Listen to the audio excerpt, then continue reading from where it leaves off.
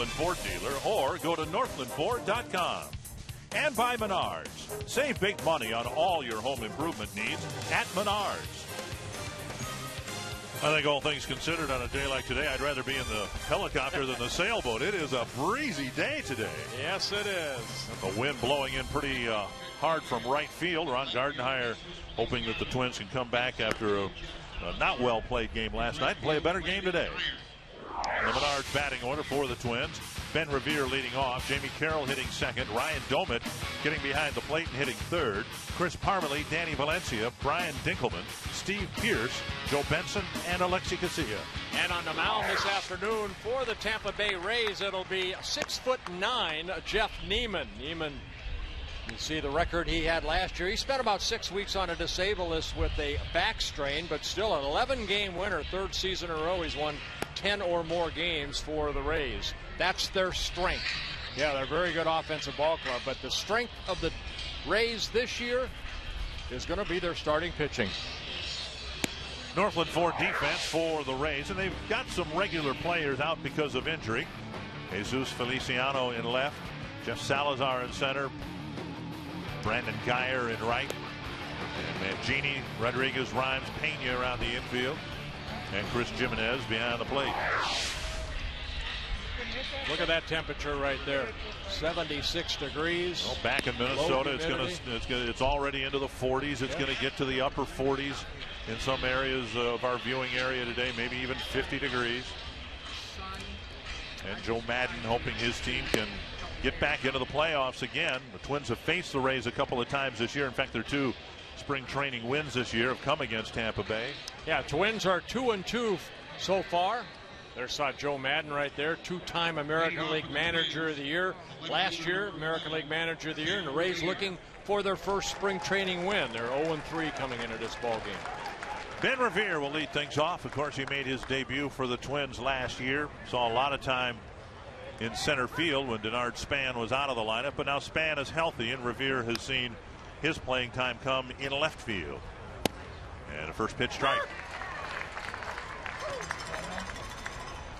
Revere very fast, a slap hitter, exclusively a left-handed hitter, as Span of course is. And a base hit to center, so Revere and his speed aboard to start the ball game. What the Twins will see from Neiman is a fastball, a spike-type curveball that's straight down, a hard slider. This looks like a fastball, and a good solid swing by Ben Revere, taking that ball right back up the middle.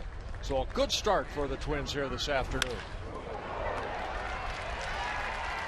We mentioned at the outset the Twins hoping to stabilize the middle infield, and to that end they signed veteran Jamie Carroll to a 2-year contract. Carroll, by far and away the oldest player in camp for the Twins at 38 years of age. Yeah, Carroll last couple of years with the LA Dodgers. Last year he hit .290 in 146 ball games. Not any power, no home runs, drove in 17 runs. Neiman gets ahead of him with a strike.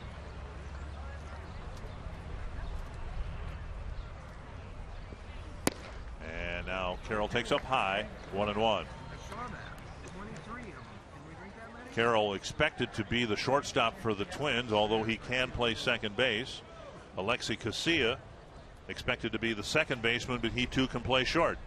Yeah, Carroll first came up through the Expo organization, then became the Nationals, the Rockies, the Indians, and the last couple years the Dodgers. Revere takes off, and Carroll dumps a base hit to left. Revere went into second with a head first slide, and the Twins start the first inning with a pair of singles.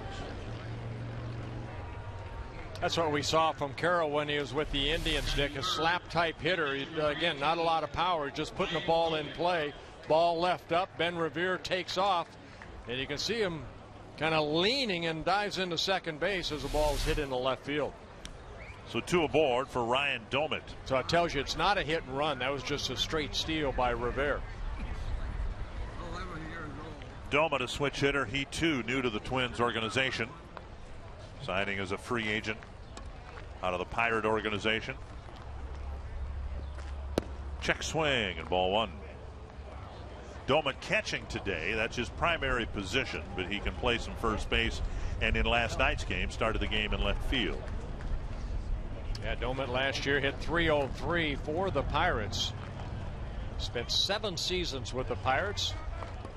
Pickoff thrown into center field, and Revere will go ahead and try. And Salazar's throw to third not in time, and now sliding into second is Carroll. So Neiman firing the pickoff throw into center field, and Revere decided to try for third, and that opened up second base for Carroll. Well, good base running right there by Jamie Carroll, the trail runner. Watch Neiman, the throw over the head of the shortstop. Revere takes off, but center fielder throws it to third, and then Carroll alertly goes from first to second. So second and third. And Doumit up there with a 1-0 count.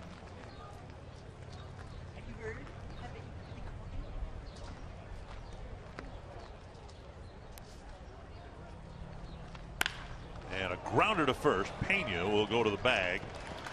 Revere scampers home, and it's 1-0.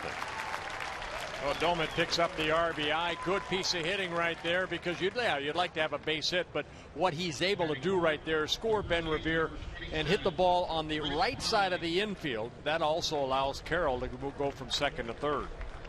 And now presumably another ground ball, unless they play the infield in, and it looks like they're going to. Another ground ball would make it a 2-0 ball game. It's Chris Parmalee hitting in the cleanup spot for the Twins. And the Rays do bring the infield in.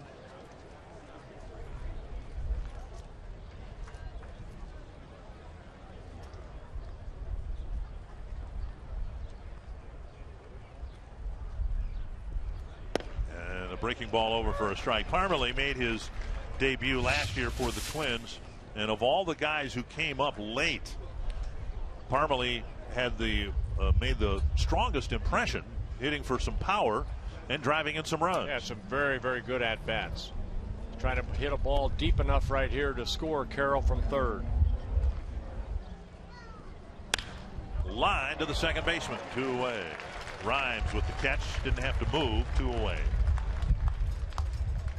And that'll bring up Danny Valencia. Good pitch right there by Neiman. Good sinking fastball down. Parmalee had to go down and get it, but right off the end of the bat, hit the line drive out.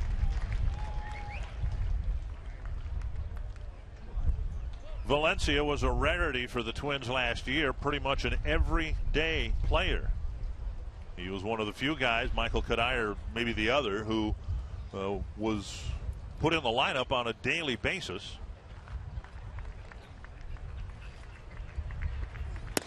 And he takes a belt-high strike.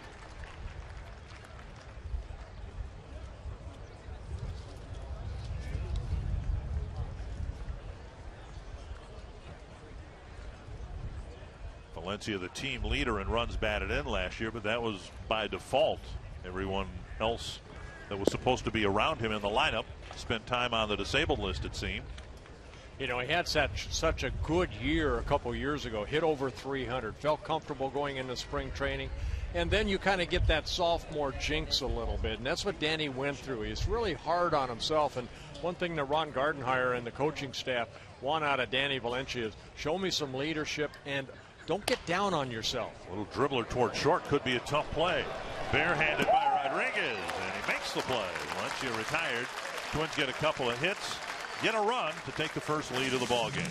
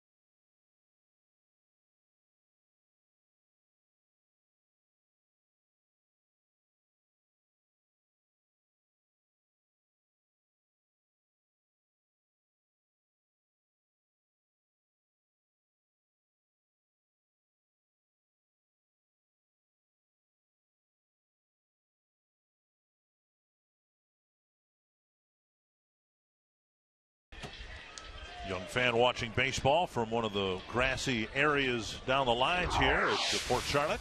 Menard batting order for the Rays. Desmond Jennings, followed by Sean Rodriguez, Carlos Pena, Brandon Geyer, Jeff Salazar, Chris Jimenez, Will Rhymes, Matt Mancini, and Jesus Feliciano. And for the Twins, it'll be Scott Baker making his first spring start. Those are his numbers from last year, 8 and 6 before he went on the disabled list with that elbow irritation, and he's had a very good year. You see 21 starts, 8 and 6, very good 3.14 ERA.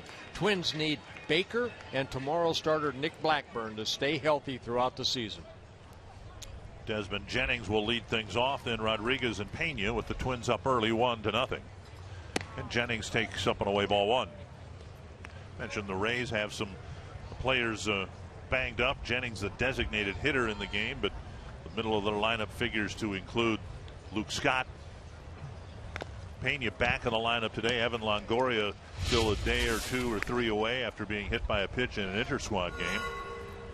Jennings hoping to be a big part of the Rays season this year. Guy you want to keep off the bases. Very good speed. Fly ball center field. And Joe Benson's out there. And the wind pushing it in front of the left fielder, Revere. It is a very strong breeze blowing in from right field, and with a weak little pop-up to begin with, and the wind really knocked it down. Northland Ford defense for the Twins. Revere in left, Benson in center, Brian Dinkelman in right. Valencia, Carroll, Casilla, and Parmalee around the infield, and Ryan Doumit behind the plate. 1 down, and here's Sean Rodriguez.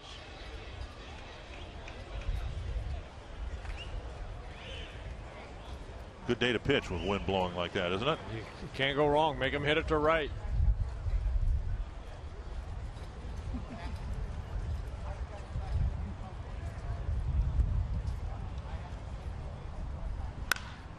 And he did. And a pop-up with the wind pushing it near the railing, and Parmalee won't have a play, in part because of that wind.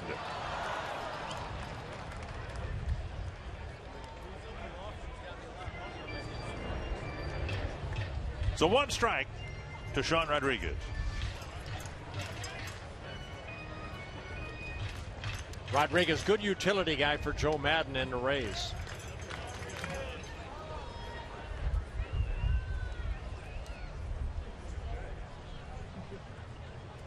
And Baker getting ahead of Rodriguez. 1 strike. And another foul ball. You know, Baker's season, you touched on it before. He had a really good year going before the flexor strain on his pitching arm, his right arm. Tried to come back a couple of times, including made a couple of relief appearances at the end of the year, just to get the peace of mind we talked about last night with Denard Span, that things would be okay for his offseason preparation. Yeah, I talked to Baker a couple days ago and ran into him and asked him how he felt. He said he felt great. He said that he's really he's healthy again. The elbow feels good. To center, and Benson has a couple of putouts, and that'll bring up Carlos Pena. We've seen Baker over his careers with the Twins, his career 8 seasons. Good breaking ball right there, down in the strike zone. Creates that fly ball to center field. And making his spring training debut today, Carlos Pena, back for his 2nd stint with the Rays.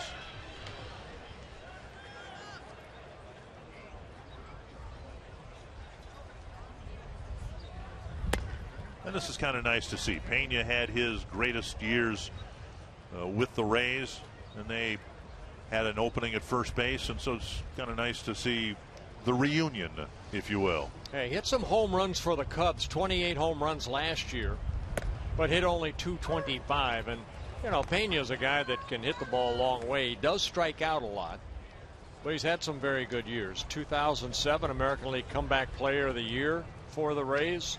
Won a Gold Glove for the Rays in 2008 and made the All-Star team a couple years ago in 2009.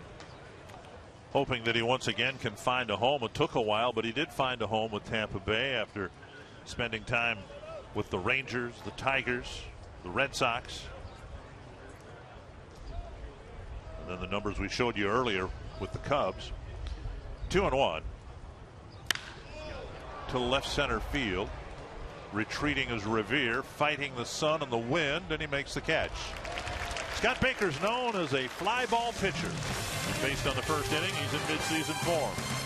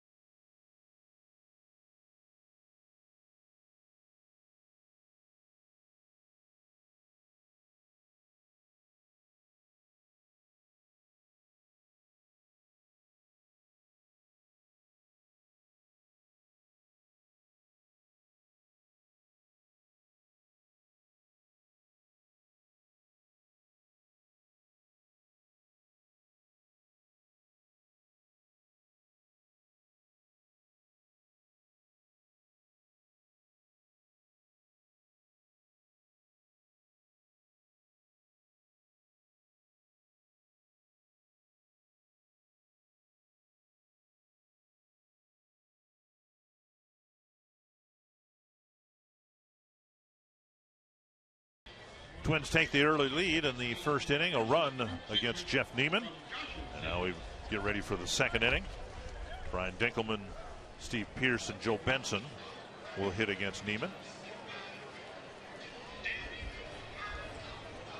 The Rays, of course, got to the playoffs last year. The dramatic final day of the baseball season saw the Red Sox slip out of the playoff field, and the Rays, on Longoria's dramatic home run. Dan Johnson, the Twin Cities native, hit the dramatic home run right before, an inning or so before Longoria's. But the Rays, to their credit, seem to always, somewhat of a rebuilding phase, managed to stay competitive and have gotten to the playoffs 3 times. They lost a lot of good players a couple winters ago, but Joe Madden and the organization does a good job of keeping a lot of good, talented kids at the major league level. I think over the years, Twins fans have grown accustomed to the phrase "the Twins way," and the Twins were considered a model franchise for so many years. But I think in a lot of ways, the Rays have become that now too. Dinkelman lifts one foul and out of play, 1-1. Yeah, like Ron Gardenhire, Joe Madden, they run a very good ship. Make sure everybody's on the same page and everybody's rowing the same way.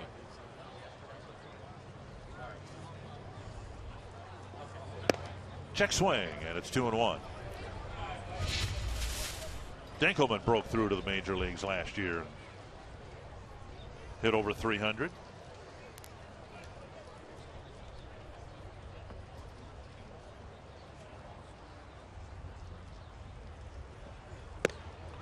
And a called strike, 2-2. Marvin Hudson calling balls and strikes.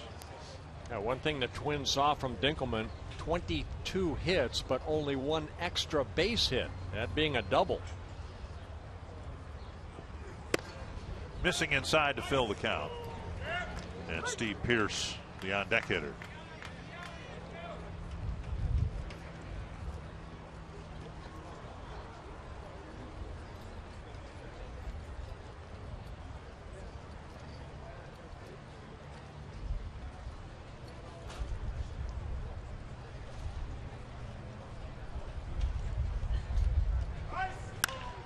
And lifted foul. The wind will help push that ball back out of play.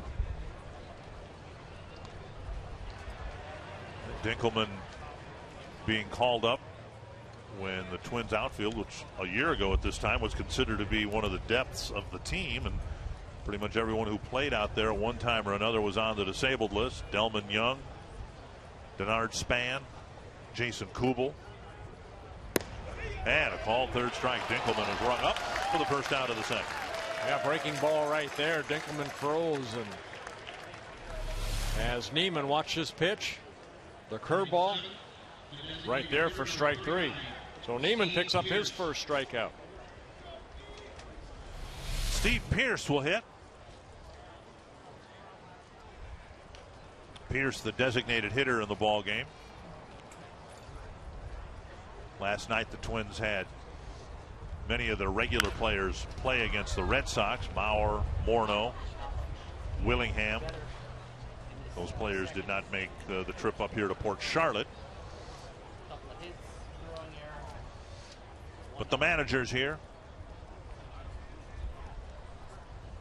Twins with a very high number of 67 players in camp.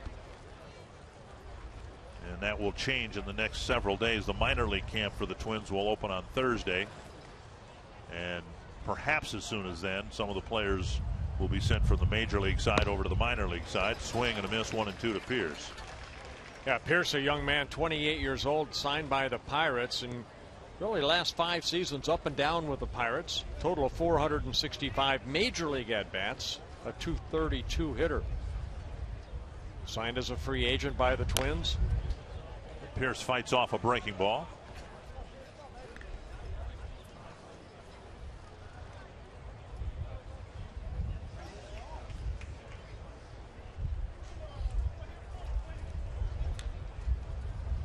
One and two to the Twins' designated hitter this afternoon. And now 2-2. Expect Neiman to go 2 innings. Scott Baker to go 2, maybe 3 if he has another quick inning in the second like he had in the first.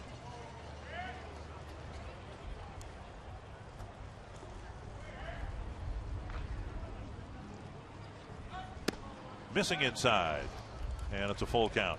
What they need, they have such a good starting rotation, the Rays. You know, it's almost 6 guys fighting for 5 spots. This young Matt Moore, even though he's injured right now, he's a guy that the Rays are looking at to be a starter this year. Little roller to short. Sean Rodriguez has it. Pearce thrown out, 2 down. Sunday, NASCAR heads to the Diamond in the Desert, where defending champion Carl Edwards and Daytona 500 champion Matt Kenseth will lead the world's best drivers into Sin City to chase the checkered flag. Fox Sports is proud to bring you exclusive coverage of the Cobalt Tools 400 live from the Las Vegas Motor Speedway Sunday at 1:30 Central. 2 down, and here's Joe Benson, the center fielder for the Twins today.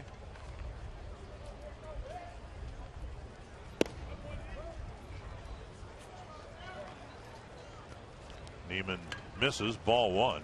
You know, you mentioned, Dick, when Parmalee was up, you know, he came up and made a nice impression. Joe Benson, you know, a couple of years, I mean, he was a Double-A last year. You could almost see that he was almost too hyped up last year when he got called up. So the opportunity for Benson to get some feel at the major league level in September last year, now here in spring training, this is going to be good for him when he goes down to hopefully Triple-A this year. Little bouncer to third. Mangini fires across, and Neiman has a better second inning than first. He's retired 6 men in a row.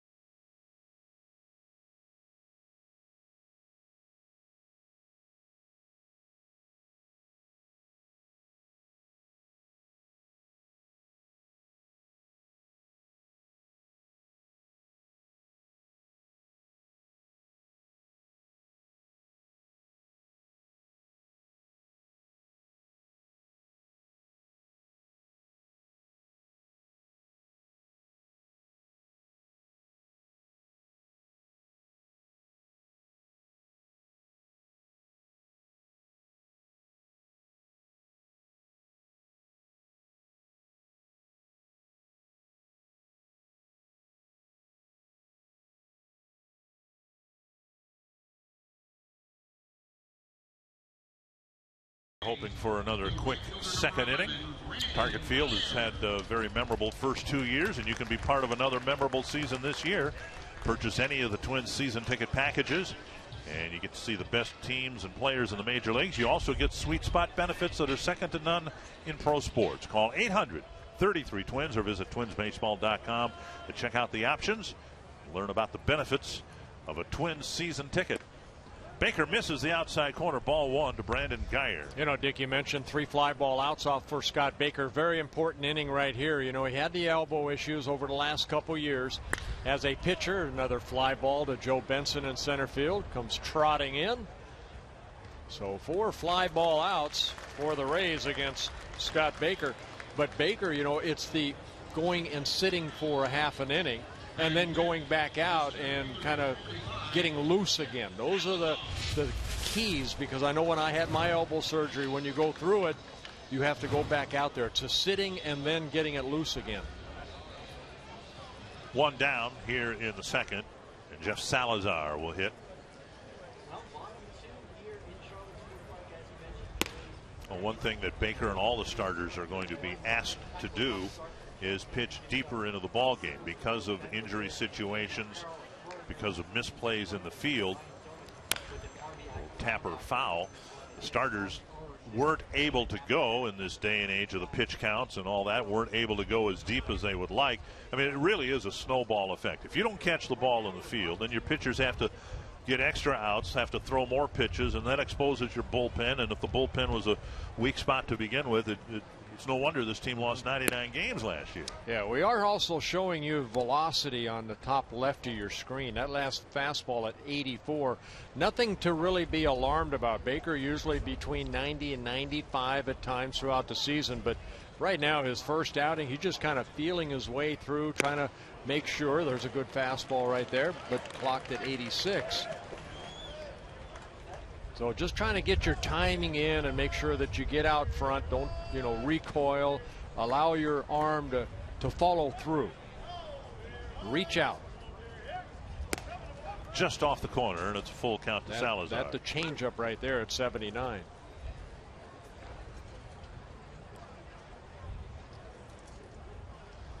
Chris Jimenez will hit next.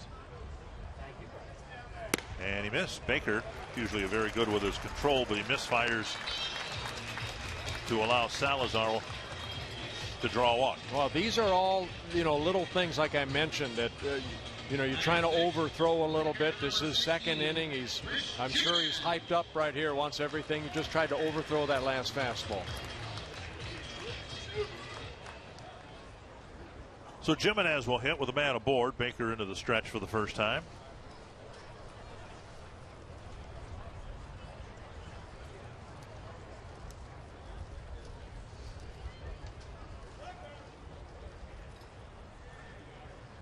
Twins saw a little bit of Jimenez when he was with the Cleveland Indians, last year with the Seattle Mariners. Pitch up high, ball one.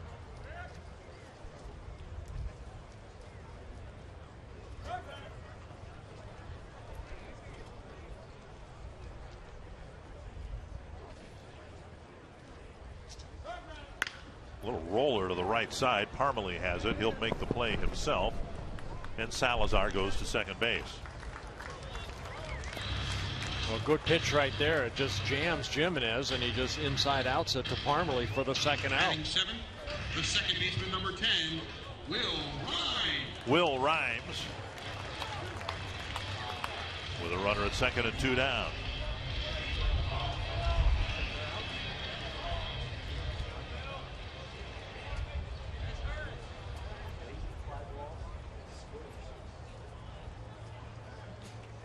Rhymes played against the Twins when he was a member of the Detroit Tigers for parts of a couple seasons.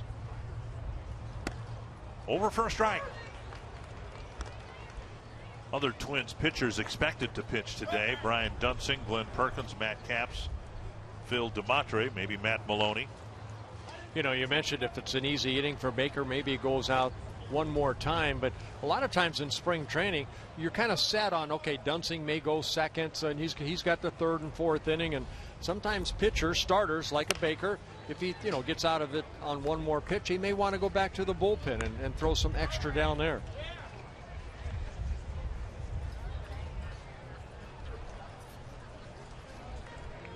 There's a progression in place for pitchers, starting pitchers at least. You work a couple innings. Next time out, Baker would go, if he goes just the 2 today, would go 3 or 4, build your way up to hopefully 6 or 7 at least on opening day. I always felt if I could go 7 in spring training, then I'm ready to go 9. 2 strikes to Rhymes. Again, the Twins will open the season a month from today in Baltimore. 3 games on the road, and then a 6-game homestand at Target Field.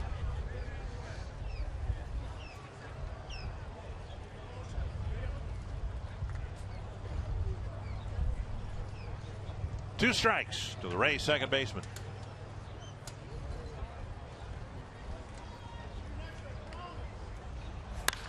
Another fly ball hit right to Benson. So a couple of effective innings for Scott Baker, a walk and a couple of hitless innings, and the Twins hang on to that 1-0 lead.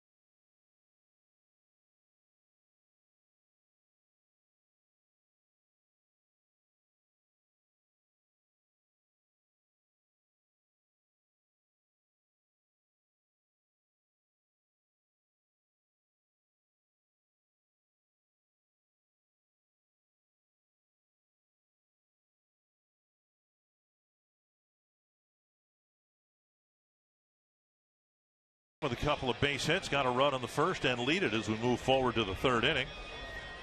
We have 3 more Twins spring training telecasts, including Sunday's game against the Yankees. And then later on the 21st in Lakeland, some of us will be there, some of us won't. And then March 26th against the Rays again. And then, of course, once the regular season starts, just about every Twins game played will be televised on the local package on Fox Sports North. 150 games and then another half dozen or so on national broadcasts. Here's Johnny Nunez pitching now for the Rays. Yeah, Nunez, 26 years old, signed a minor league contract by the Rays over the winter, coming out of the Chicago White Sox organization, where the only major league experience back in 2009, he appeared in 7 games for the White Sox. Those are his numbers last year at AAA Charlotte. It'll be Alexi Casilla, then Ben Revere and Jamie Carroll here in the 3rd facing Nunez.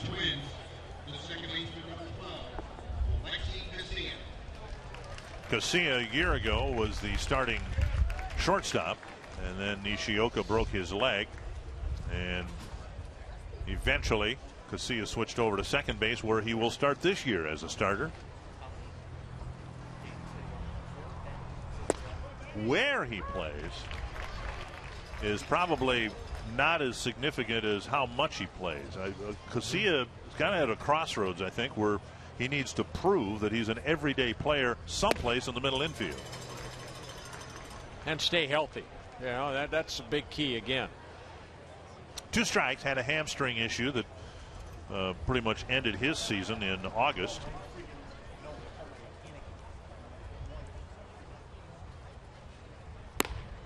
And of course, part of his game, a central part of his game, is speed. And when you got a banged up leg, you can't run, you don't bring much to the table. So yeah, they're certainly hopeful that he and his legs will be healthy this year. And he starts the third inning with a single to center. 2 strikes, and he just stuck the bat on the ball. Takes a big turn, but holds up at first. Yeah, good piece of hitting right there by Casilla. Like Ben Revere, you get a pitch up, you line it right back up the middle. Jamie Carroll did the same thing. See the fastball, just get the barrel of the bat out there and hit it softly into center field. Third hit for the Twins. Ben Revere got the first one. He lined one up the middle, eventually scored the game's only run so far. Third baseman Matt Mangini already in, a few steps on the grass at third.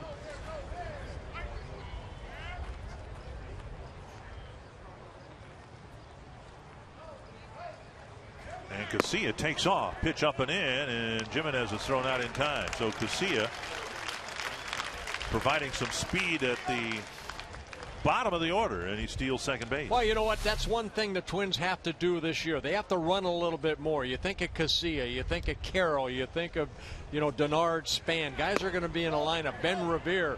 4 of maybe the, 9 guys that are going to hit have to steal bases.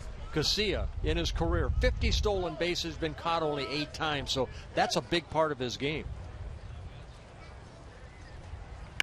And there's a bunt pushed to the mound. Good bunt. Revere will get credit for a sacrifice, advancing Casilla to third. Very good bunt right there by Ben Revere. Does his job, gets the runner from second to third. Small ball. You can call it small ball, but this is the way these guys have to play. Create runs by doing the right thing. Good bunt right there. The pitcher has no chance as Casilla basically walks over to third. Second time already this afternoon where the Rays have had to bring their infield in. Carroll at the plate. He singled, got as far as third base in the first inning.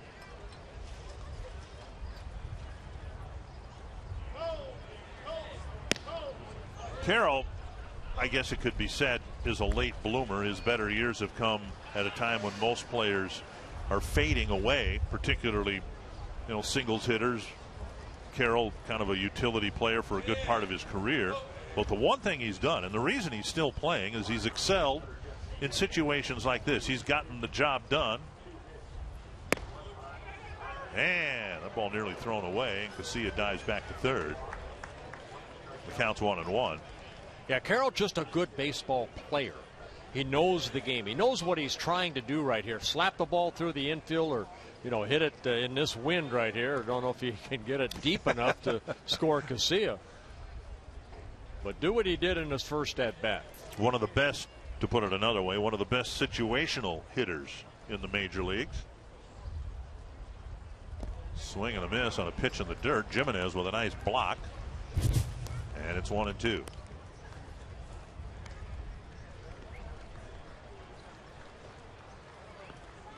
Twins had this situation in the first inning with Carroll at third and 1 out. They did not get Carroll in.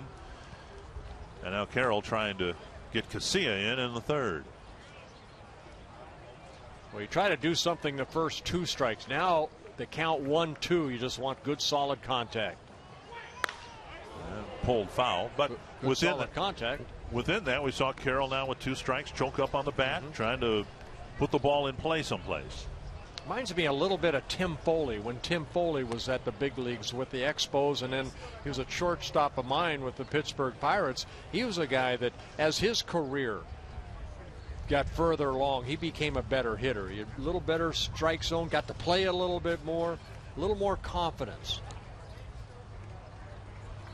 And Carroll doinks one down the right field line, but it'll twist foul.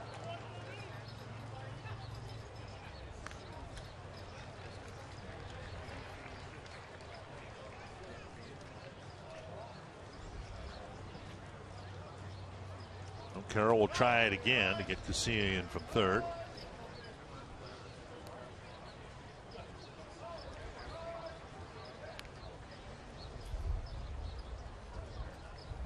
Nunez basically throwing a fastball, hard slider.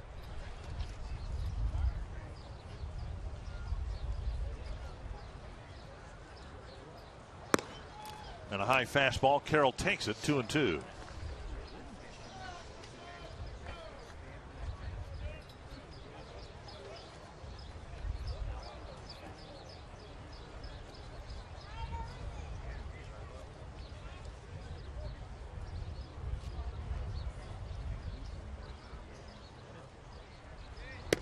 And now 3-2. Another throw to third. Casilla gets back.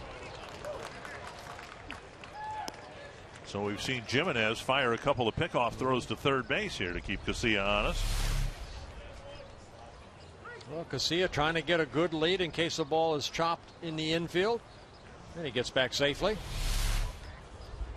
Carroll now has worked the count full with Doumit on deck. We'll see what Nunez gives him here with a 3-2 count.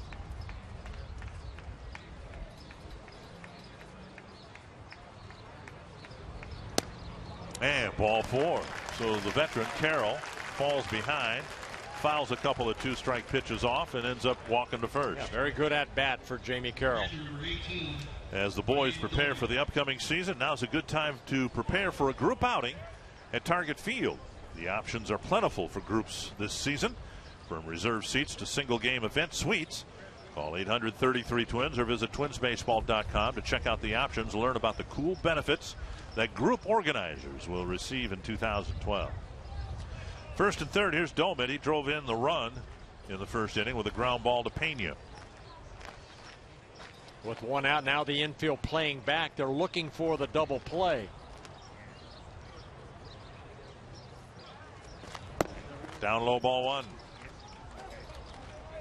And Jimenez will run the ball back to the mound.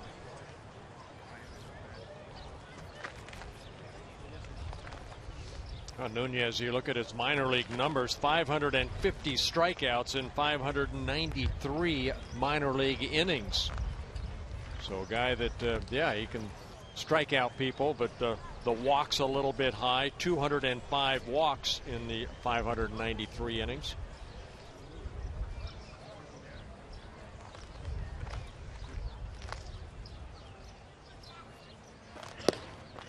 Called strike, 1-1.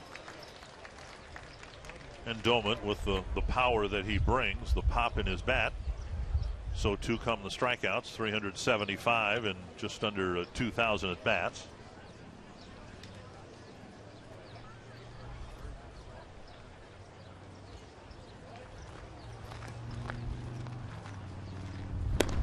Carroll dives back to the bag.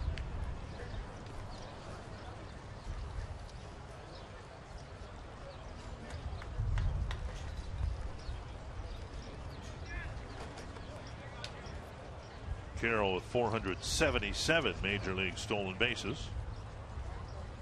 How many? 477. No, I'm sorry. That's a lot. Wrong column. 63. Wow. He's a veteran. He hasn't played that long. Ricky Henderson. 10 steals last year. The point is you need to keep an eye.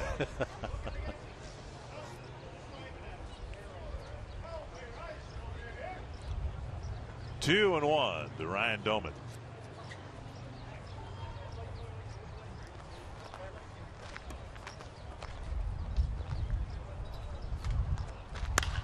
And fouled away, 2-2.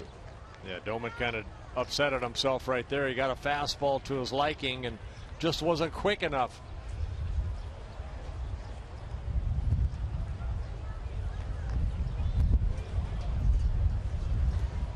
Tough to catch up to that high 90 fastball, though, and he got a little zip on it.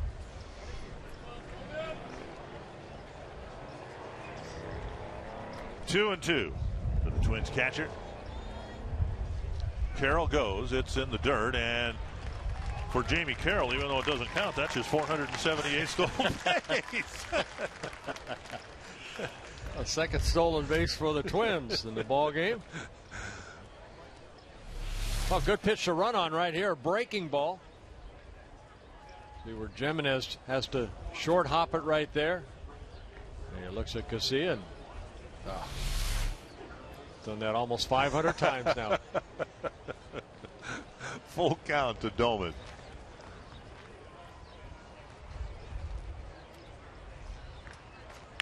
Pulled foul.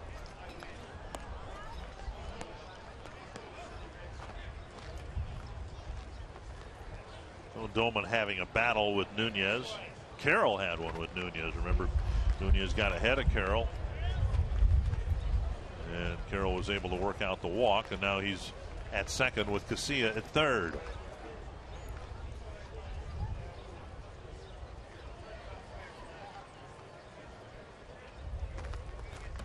Nunez reloads on 3-2. Foul tip, he got him. So Doumit with a strikeout for out number 2. Nunez just reared back and challenged Doumit right there and just threw the ball by him. Number 27, Chris Parmalee. So 2 in scoring position with 2 gone now, and Chris Parmalee to the plate. Parmalee hit a line drive to Will Rhymes, with Rhymes and the rest of the Rays infielders playing in the first inning. Hit the ball hard, but right at the second baseman.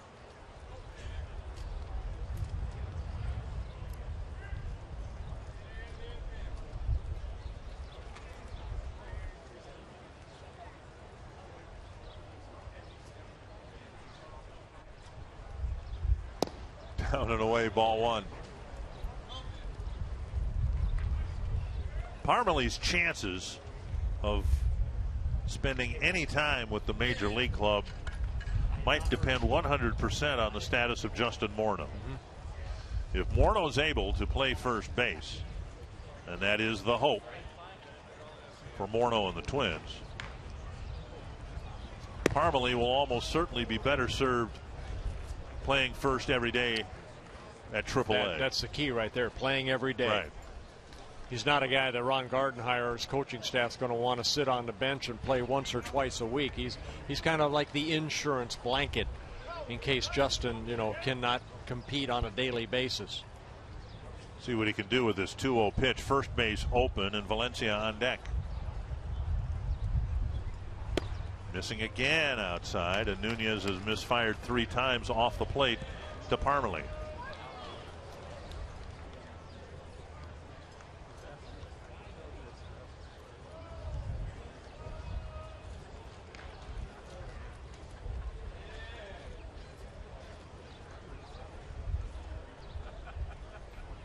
Three-0 to Parmalee.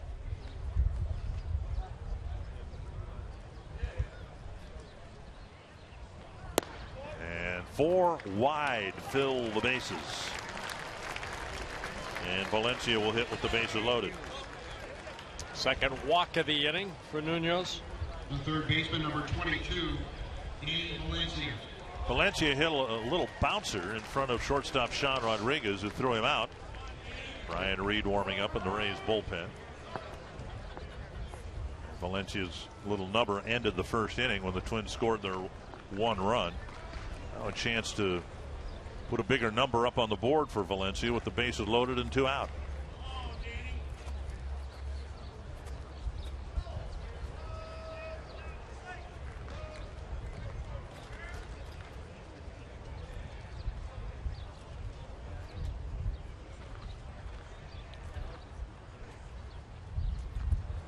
Sharply hit again to Rodriguez. His backhanded flip off target. 2 runs are going to score, and the Twins lead it 3-0. Twins got a break right there. Valencia hit the ball sharply, but with the shift they had on, they had Rhymes playing up the middle. Rodriguez tried to backhand a little flip to Rhymes that was more on the outfield side. His best play right here. Made a great play. Get the out at first. Had plenty of time, but then he tries that acrobatic type throw. And the Twins get the break on the air by Rodriguez. Ball hit so sharply. Rodriguez, as you said, had plenty of time to set himself and throw the ball across the diamond. Might have been a challenge for Pena, given where he was playing, to get back to the bag in time. Here's Dinkelman, first and third, 2 away, and there's strike 1. Dinkelman called out on strikes leading off the second inning.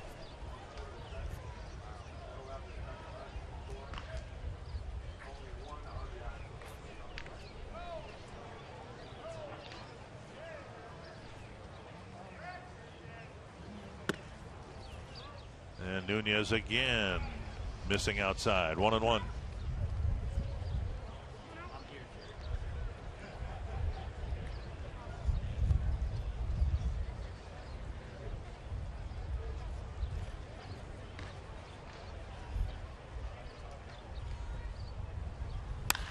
popped up. And Rodriguez staring up into the sun. Now gives way to the left fielder Feliciano. That ends the inning. Twins tack on a couple of runs in the third.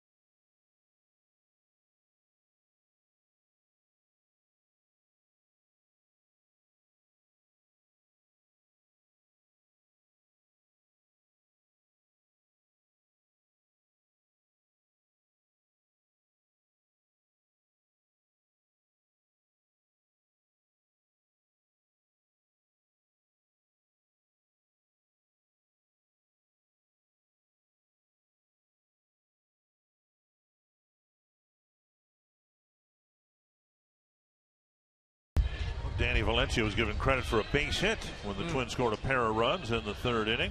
Again this year, you can submit a question or comment to us online at carsoup.com/baseball.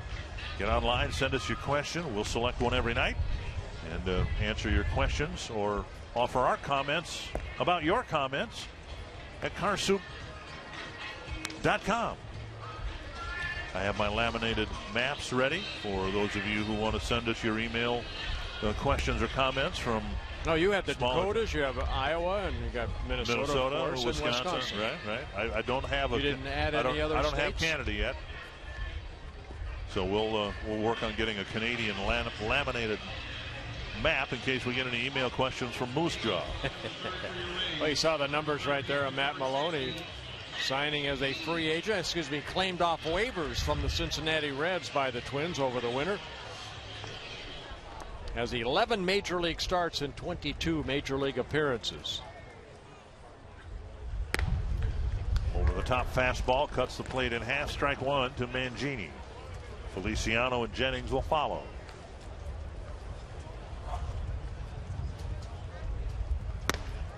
Strike two. We saw this last night. Carlos Gutierrez in an otherwise forgettable game for the Twins, particularly in the pitching department. He came out of the bullpen and threw strikes and added a little pace to the game, a little rhythm to the game. 1 and 2, and Maloney, who's trying to make a positive impression with the Twins this year after the waiver claim, that's what he wants to do here. Yeah, the scouting report on Maloney: fastball in the upper 80s, lower 90s, slider, curveball, and a changeup. That slider right there, missing low.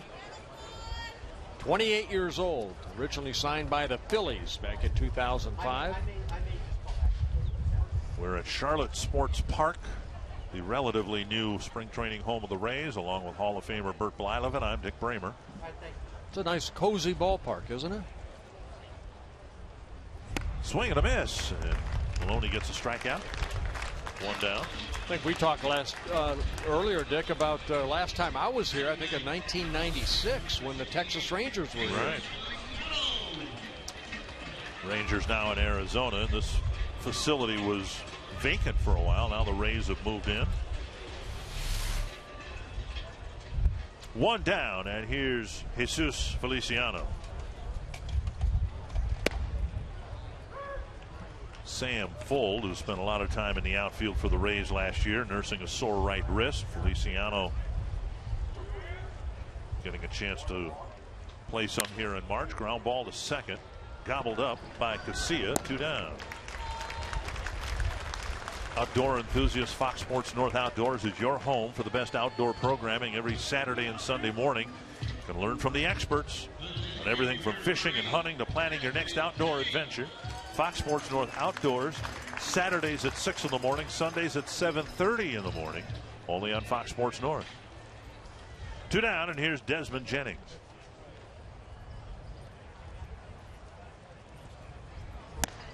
Strike one.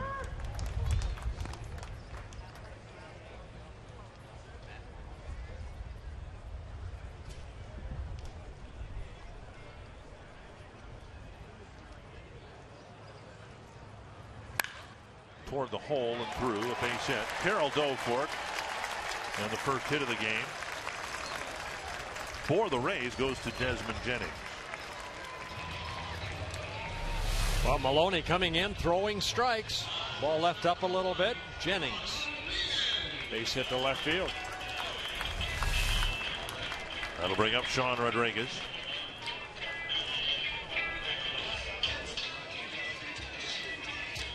For the Matt Maloneys of the world, and there are a number of them in camp. We talked a little bit last night about some of the pitchers new to the organization hoping to win a job out of the bullpen. We talked at the very top of our telecast today about how the Twins wanting to stabilize things in the middle infield, but boy, the bullpen really needs to get into shape this year too. It was a major Achilles heel for the Twins last year.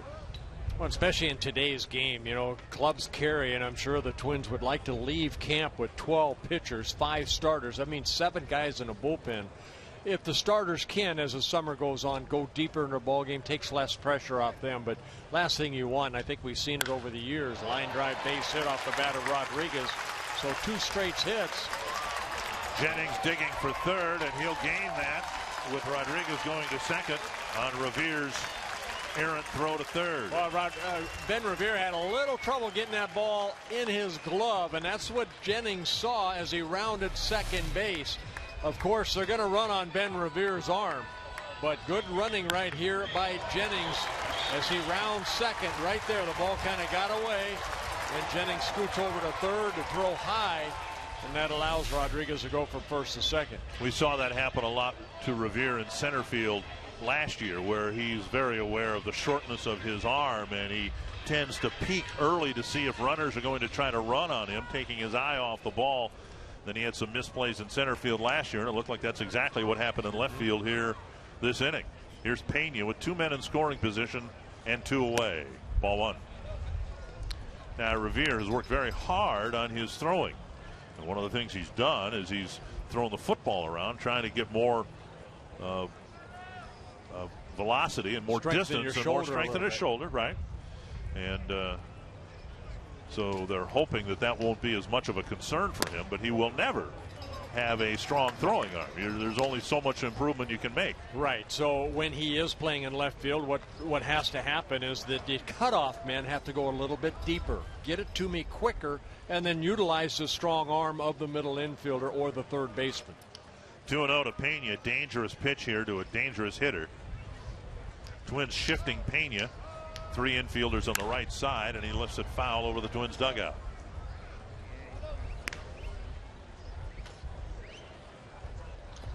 Pena with a fly ball to left his first time up. Again, playing his first game for the Rays this spring. Yeah, he spent 5 seasons with the Rays from 2006 to 2010. Last year with the Cubs, 258 career home runs. And a big at bat here for Maloney. He falls behind 3-1, but whether Maloney makes the team or not might depend on the opinion the Twins have of him in situations like this, getting a tough left-handed hitter out in a key spot. And we'll see whether he can get Pena here, falling behind 3-1.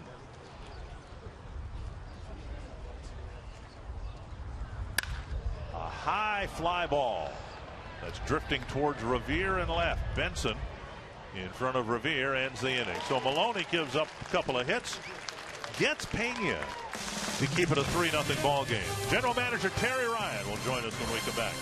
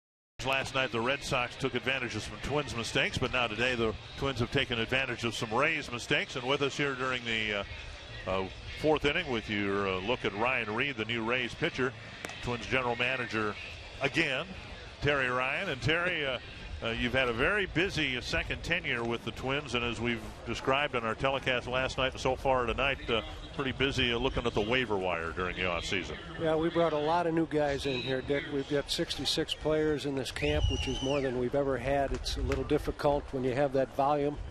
We've scheduled a couple 3 or 4 B games and a couple split squads, so we should be able to get everybody their work and give them a decent look. Steve Pearce leading things off for the Twins here in the fourth inning.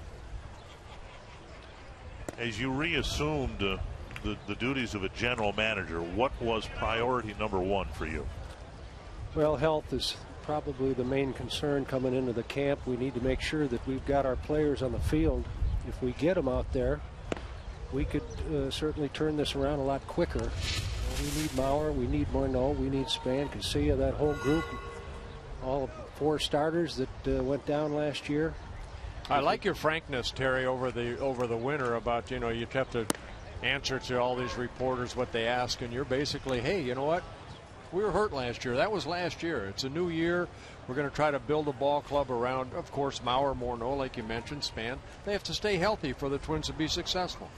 You never want to lead the fans astray here, Bert. There's no doubt that we had problems last year. Some of it was an injury, some of it was. But I never want to pretend. Just because everybody gets healthy doesn't mean we're going to revert back to 94 wins, but it certainly give us an opportunity to go in the right direction. 2-2 to Pierce. He'll be followed by Benson and Casilla. Up the middle. Reed throws his glove at the ball, misses, and ends up with the glove in foul territory. The play made behind second base.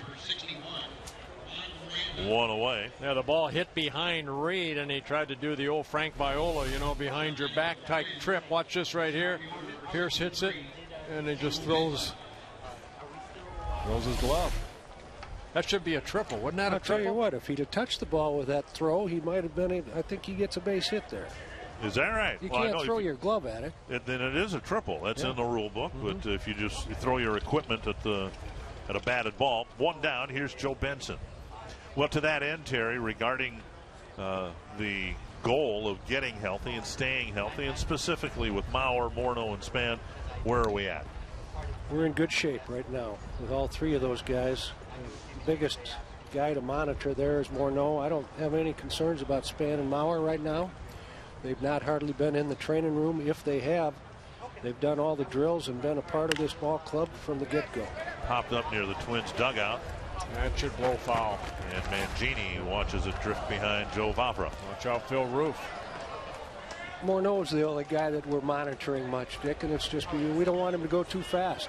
We got to keep an eye on him, make sure that he's doing the right things and not trying to rush through spring training.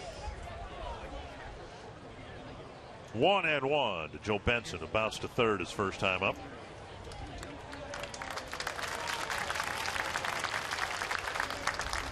Benson, one of the players that got some exposure in the major leagues last year with all the injuries the Twins suffered. Fouled off the front leg of Benson.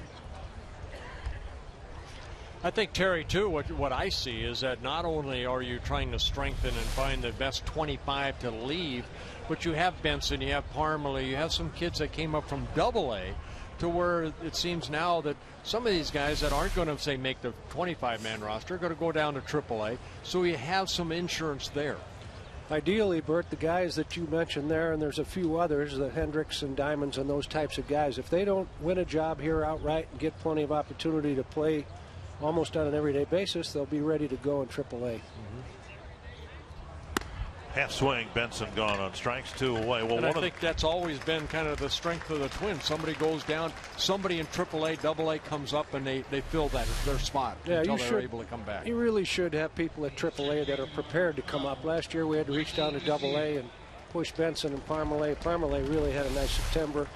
Benson will be a better player for what he experienced last year, but it was a little ahead of his time, and not so much with the defenses throwing and base running and so forth, but his bat still has a ways to go.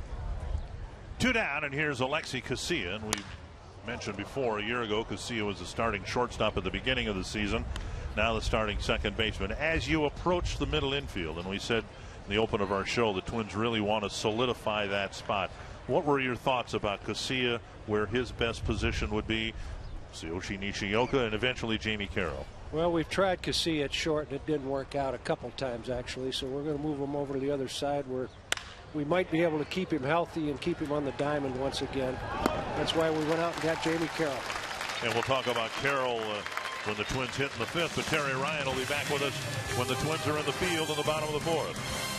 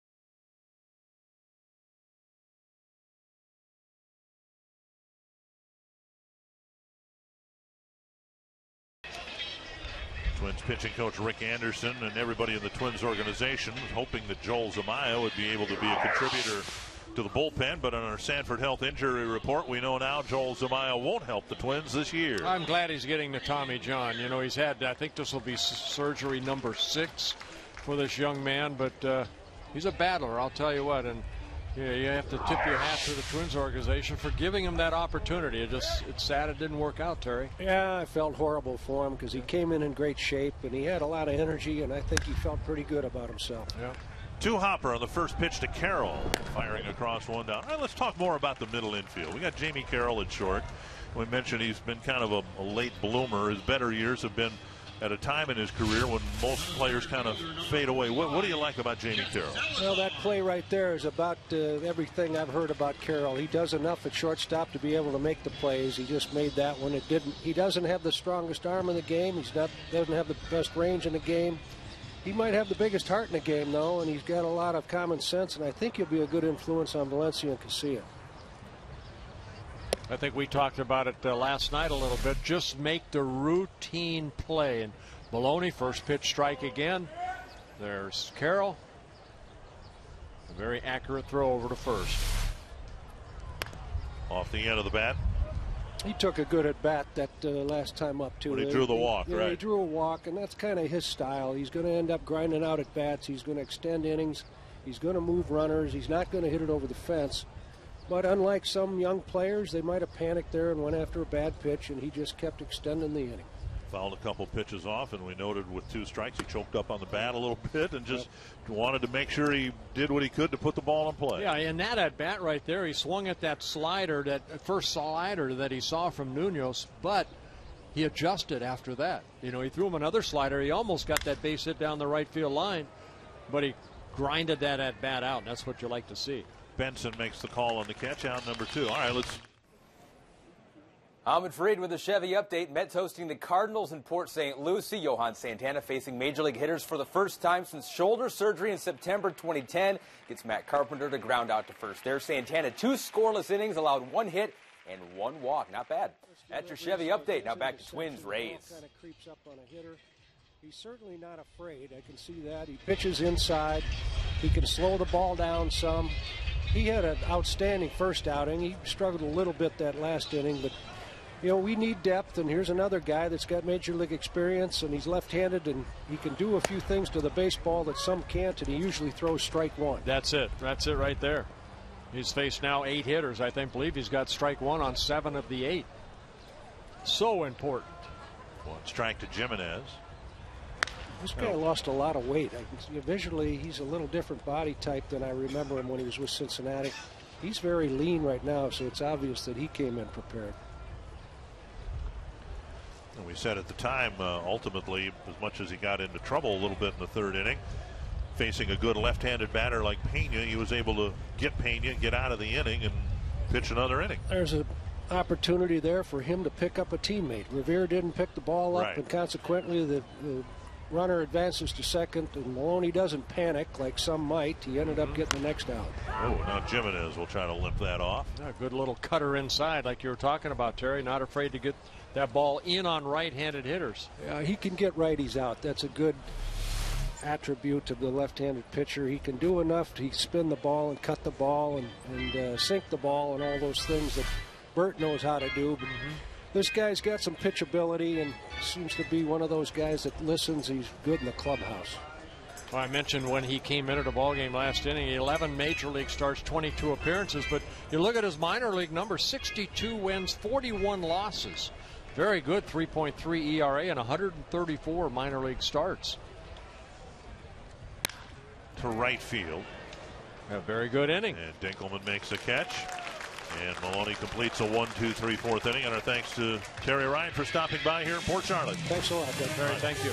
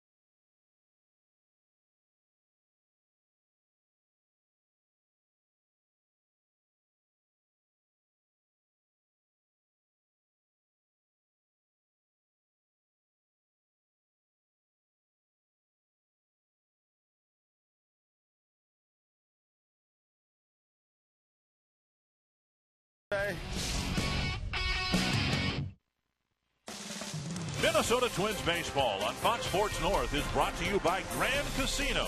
The best stories start here. By Sanford Health. And by Window Concepts of Minnesota. Twins with a 3-0 lead as we go to the 5th inning. Matt Maloney talking it over with his new pitching coach. Yeah, Rick Anderson got to like the way that Maloney went about his business. He ran into trouble, but with 2 outs, gave up the 2 hits, and then, like Terry Ryan said, he picked up Ben Revere and had a very good, got through that inning, and then a 1-2-3 4th inning. Ben Revere will lead things off for the Twins in the 5th. Revere has figured in the scoring for the Twins, singling and scoring in the 1st, dropping down a sacrifice in the middle of a 2-run 3rd inning. Yeah, did a great job with Casilla at second base. He laid down that bunt toward first base and advanced Casilla. Check swing, 2-0. Ryan Reed for the Rays out there for his 2nd inning of relief. You know, Terry Ryan talked around the subject. We didn't have enough time to really ask him directly about it, but he talked about all these new players coming in and when asked about some of these new players, he says, well, they're good in the clubhouse. They're good in the clubhouse. You know, the potential is there. There's a chopper over the glove of Reed, backhanded by Rhymes. Good play, one away. But the potential is there for the Twins to have a lot of new players in that clubhouse. Now, you know, you pitched 22 years in the big league, so you had 22 different teams where the clubhouse was good, it wasn't so good.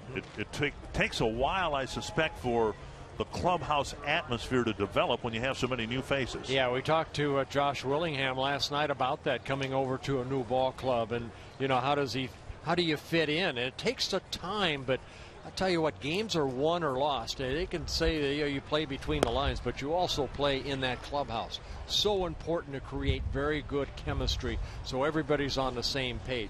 You need your practical jokers in the clubhouse. You need your guys to keep everybody loose. And I think that's one thing the Twins are trying to corral a little bit and get a little better situation of. No, when you say a guy's good in the clubhouse, it doesn't necessarily mean he's a vocal guy at all. He just, you know, he takes care of his teammates, and he takes his job very seriously. It's been said of Carroll, he's great in the clubhouse, a good character guy. Well, you need guys to come in like the Harmon Killebrews that led by example. You know, Rod Carew. They weren't guys that were saying, hey, rah guys, but they played hard. They came to the ballpark ready to win a ball game that night, and that was their mindset. Not of let's, you know, get this over with. I'm already looking forward to the winner. I want to go out and win. Now, Michael Kadire was about as vocal a guy as the Twins have had run through their clubhouse since Torrey Hunter, perhaps, or David Ortiz.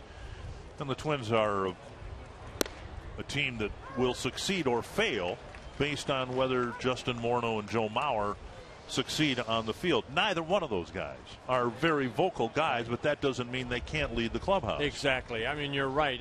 And I mention everyday players over pitchers, because pitchers, I mean, they're all left-handed anyway, you know.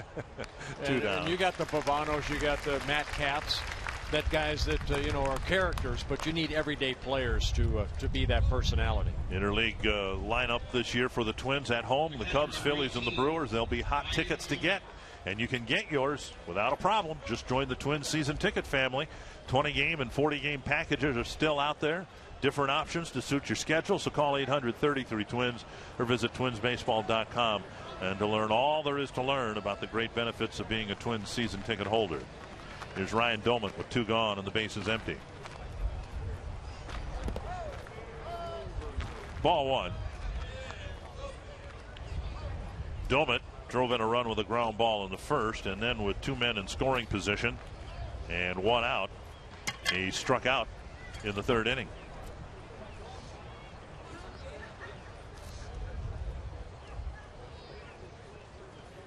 Reed doing a good job so far. 5 Twins he has faced, 5 outs. Good change up there. 1-1.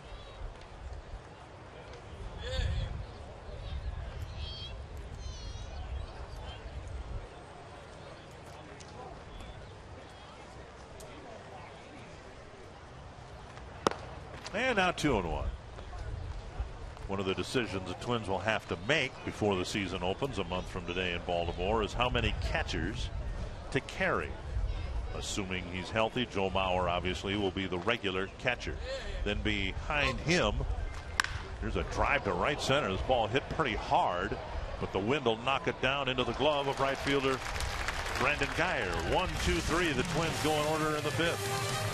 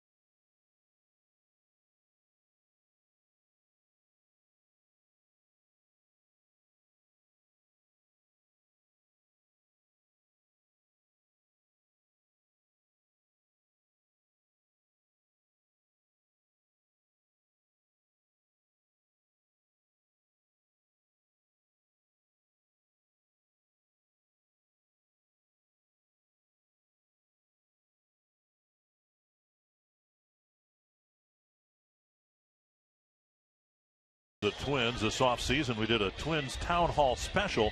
And during the show, Ron Gardenhire talked about Matt Capps returning to the Twins. And I think it says a lot about a young man that had opportunities to go other places, but wanted to come back here and show Twins fans that he's a better pitcher than he showed you last year. That takes a little bit of courage rather than running from something where you didn't have success, wanting to come back and show you that he's a pitcher and a gamer and he loves it here. So I tip my hat to him for re-signing back with us and taking this opportunity to come and prove to you that he's a good pitcher. Well, with Joe Nathan now a Texas Ranger, that closer role is Matt Capps, and he wants to take that and do what he did a couple years ago when he was with the Nationals and the Twins. Do a great job as a closer. He had a frustrating year last year, but you know what? That was last year. Capps has the ability to save 30-plus games if he has that opportunity. And in a year last year where so many players were set back with so many different injuries on the disabled list or in the trainer's room, Capps pitched through some wrist discomfort and pain and stayed out there and took the ball pretty much whenever the Twins wanted him to go out there. Well, he's always had good control, and I think what we saw from Capps last year, that fastball, he was trying to get it down, he just couldn't, maybe because of the wrist. Everything was left up in the zone, and that's where, you know, the Twins fans got a little frustrated at him because some of his outings weren't what Twins expected out of him. Well, you see last year 4-7, the high ERA, but over his career, see the 124 career saves, made an all-star team, very good 3.51 ERA. 1-2 to Will Rhymes. Capps throwing to J.R. Tolles, the catcher now for the Twins, as we're playing in the bottom of the fifth. Fly ball to center. Good day for a pitcher to give up fly balls. This one hit out to Benson. He makes the catch. Ryan Doumit was the starting catcher, and he's in the Twins dugout with us. You finally got back behind the plate in the game. Ryan, how's it feel to be back behind the plate? Feels good. Feels real good. Pitchers made it awfully easy for me today. They were around the plate. I could have brought a chair back there. Those guys it was so easy. But it's good. It's good to get back there, get the legs underneath me, and you know, the pitchers pitched real well today. Ryan, I thought you crushed that last ball you hit, but you know, Dick just mentioned into the wind. Hang with them. It's a little demoralizing today. It's one of those days where, you know, I thank God I didn't pimp it, because I mean that was about what 20 feet in front of the warning track. But it's one of those days, you know. It's a big hang with them. Hey, explain to Twins fans your comfort level at where they may see you this year, starting with behind the plate, then first base, and then the outfield. Well, if everything goes according to plan and Joe is healthy, which we all hope he is, then he's going to get the lion's share of the catching. With me DHing, spelling Joe from time to time, when, you know, maybe a day game after a night game, play a little bit of outfield, a little bit of first base. But if I had to rank my comfortability, it'd probably be catcher, DH, right field, and then first base. I got a start yesterday in left field. It's the first time since I was a junior in high school that I played in left field. And I don't care what they say, left field and right field, that's a whole different animal. You know, it's not just, hey, it's the same thing, you know, moving over to left. But I've played a little bit of right field in the big leagues. I got about 70 games under my belt, and I loved it out there. But you know, at this point, I'll go wherever they want me to. Jesus Feliciano, the batter, with a runner at first and one down. Speaking of the DH role, you know, a guy that really excelled in the National League, Adam Dunn, came over to the White Sox last year, DH really for the first time, and he had a lot of other issues perhaps, but he really struggled in that role. Do you anticipate that being much of an issue for you? You know, I try not to think about it, really. What I've played against Dunn enough to know that last year just must have been a fluke, because that guy can flat out hit. You know, I know everybody adapts different ways. What I'm going to do, what I plan on doing, I'm going to talk to Molitor a little bit, and maybe Jim Thome when we play the Phillies, and just ask what those guys did, because obviously those are two of some of the best to ever do it. Well, a pair of singles and now an overthrow, and now the Rays have runners at second and third with one out. Well, you see the throw right there, getting away from Danny Valencia, where he's got to try to knock that ball down, but both runners advance. So a couple of singles with one out. Back to the top of the order now, Desmond Jennings. Well, you've got the benefit, I guess, of having a Hall of Famer, Paul Molitor, who finished his career as a designated hitter, not only to help you with whatever physical tips he might be able to offer, but the mental side of that spot. I think that's going to be the key is to what to do with all that downtime. You know, when you're playing both sides of the ball, if you have a terrible at bat, at least you have the field to kind of switch your mind off and get after it defensively. It's going to be an adjustment, no doubt about it. I got to find a stationary bike or something just to kind of keep me going. Well, you have not. Have you been to Target Field? I have toured it. I've never played there. I know they're right behind there. They have the batting cage. A lot of times, Jim Thome said he'd go in there and hit off the tee and mentally get ready for his next at bat, no matter what the previous at bat created. I'll definitely take advantage of that. It's going to be an adjustment, but I'm excited about it. I really am. I think I'm up for the challenge. 1-1 to Jennings and a foul back, 1-2. He had some very good years with the Pittsburgh Pirates, an organization that, for a while there, everybody was saying, boy, the Pirates are going to lose 100 games again, but they seem to be improving. They are definitely going in the right direction. I tell you what, they got some young kids over there that can flat out play. Andrew McCutcheon is going to be a good player for a real long time. Neil Walker, Pedro Alvarez, they got some great young arms over there. I'm pulling for them. I love that organization. I loved everything about it. I definitely think they're going in the right direction, and there's always going to be a special place in my heart for the Buccos. Well, you originally signed by the Pirates back in 1999. Your whole career was for the Pittsburgh Pirates, and all of a sudden now you become a Minnesota Twin. What's the biggest adjustment that you've had to, say, encounter so far? You know what, just being the new guy in the clubhouse, walking in, I'm used to knowing, everybody and seeing familiar faces. It was the new kid at school all over again, but I tell you what, being around this group of guys, this has been as smooth a transition as I could have possibly hoped for. I felt like I was a member of the team after day one. So this is a great group. I'm very excited to be here. I'm very excited about this new chapter in my career, and I think it's going to be. I think we're going to do some serious damage this year.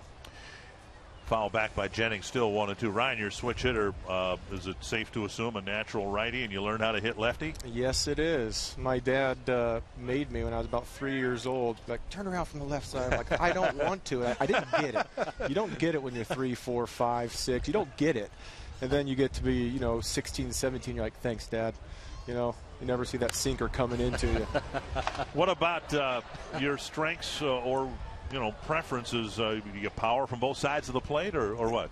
I got a little bit from both sides. I would say that I probably have more naturally from the right side, but I've had so many more at bats from the left side than the right side over my career that I would say at this point my comfortability is so much more from the left side than the right.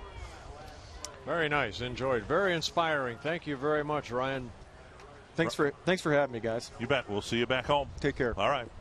1-2 to Jennings. Caps trying to pitch out of a jam here in the fifth. I like that attitude right there. Very, very positive.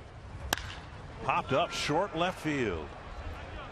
Revere coming in, making the catch, and he will get it back to the infield, and the runner at third will hold. Mangini hardly even bluffed a tag of third. That ball was so short to the outfield. Yeah, that ball kept drifting back toward the infield. Again, when you have the arm of Ben Revere almost palmarly where he's at near the pitcher's mound, he almost has to get back to the shortstop side. So Ben Revere doesn't have to throw that ball that far, and I think that's one thing that the Twins have to look at is, you see where he throws that ball just on the other side of the grass. So as a first baseman, you got to get out there a little bit more. So now 2 down, 2 on, and here's Sean Rodriguez. Actually, Stephen Vogt is going to hit.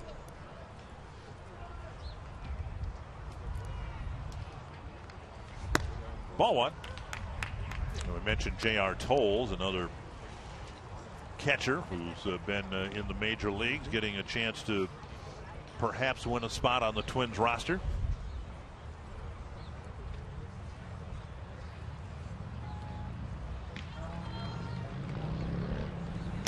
Swing and a foul. 1-1.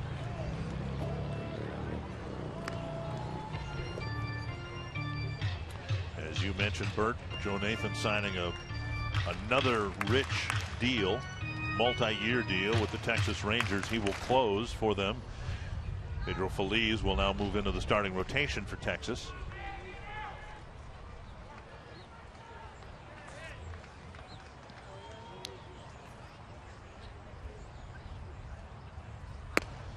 And both, at various times, both Nathan and Cap struggled in the role of a closer. Remember, at the beginning of the year, Nathan re-inherited the job as the closer for the Twins.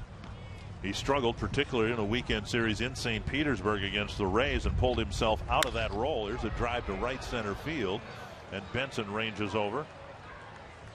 Caps leaves a couple of men in scoring position, and the Twins hang on to that 3-0 lead.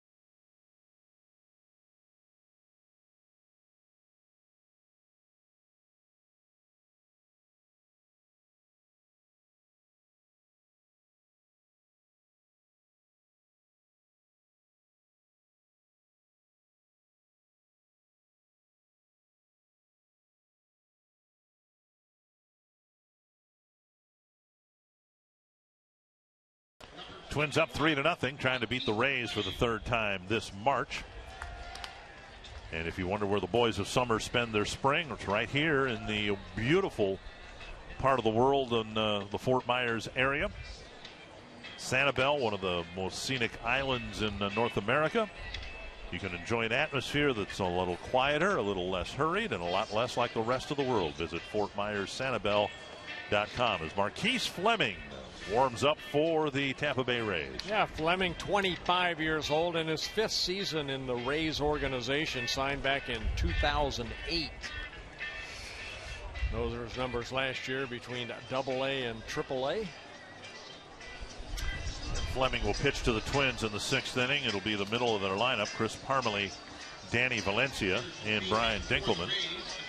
And Ben Revere, who led off for the Twins, playing in left field, scored the first run of the game. With us now from the Twins dugout. Ben, what's this spring training been like for you as opposed to what it was like a year ago? It's a lot more similar, just taking it one day at a time, just hopefully just find a spot on the team. But, it should be a lot of fun here in the get-go. But right now I'm just playing my game, just going out there having fun. Well, you did a good job on that first inning, got the Twins going with that base hit, later scored, and then a good sacrifice on your part when Casillo's at second base.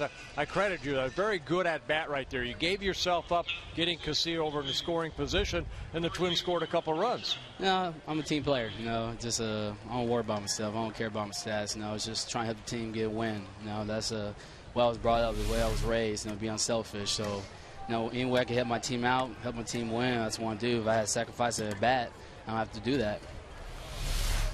Parmelee leading off the Twins' 6th inning, and he takes strike one from Fleming.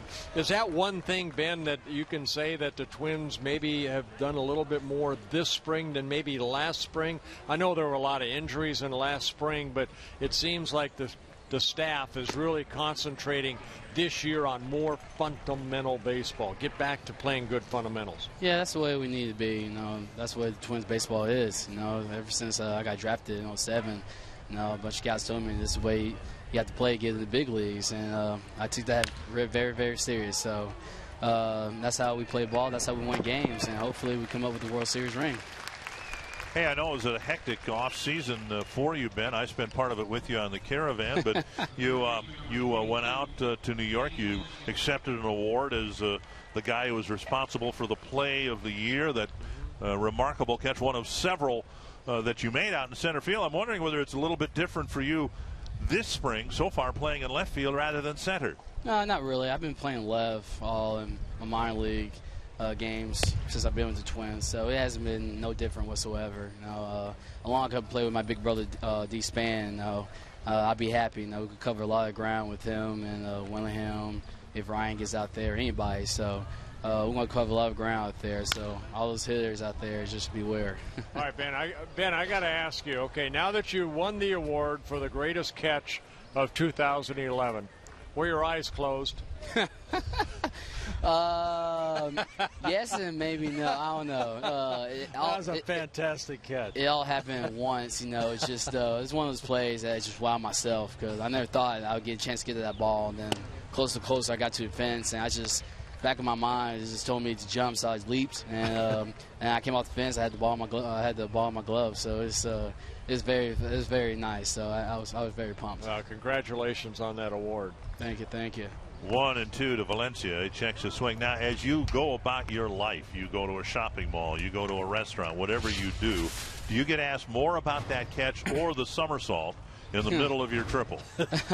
They asked me, I love your catch first, then people would say, hey, I saw the somersault. I was at the game when you somersaulted. That was awesome, man. That was so hilarious. And I was like, no, it wasn't. It's so unathletic, but it was funny, though. It's a good time of baseball. Very good changeup right there by Fleming, and Danny Valencia way out front for the second out. 2 down in the 6th, and here's Brian Dinkelman. Well, Ben, I know that for Twins fans and for the organization at whole, it was a very frustrating year for the Twins last year, yet one of my images is how much fun you had playing the game. Was that always the case for you, even when you were a little boy, the joy that you get out of playing baseball? You have to, you know. It's just really, sometimes I think some players may really take the game too serious. You go out there, you be too intense. This game will eat you up big time. You know, you just gotta go out there and relax, have fun, like you were in Little League. That's what my dad, my grandpa tells me. So it's just I just go out there with a smile on my face every day, and just thank God every day for letting me a chance to play the sport. Well, you gave Twins a lot of smiles last year. Let's hope you can do the same again this year. Definitely. Thank you so much. Thanks, Ben. No problem.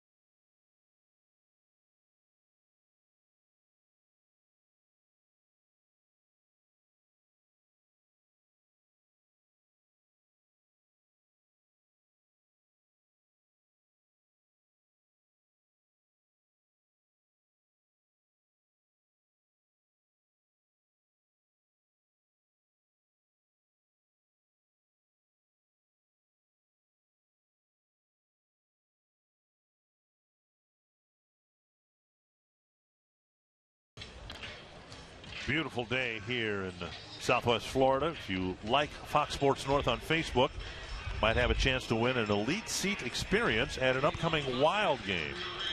Prize includes bench seating at the April 7th game, dinner for 4 at Headwaters Restaurant, valet parking, and more. And if you already like Fox Sports North on Facebook, go to our page and click on the Wild Elite Seat tab for the chance to win.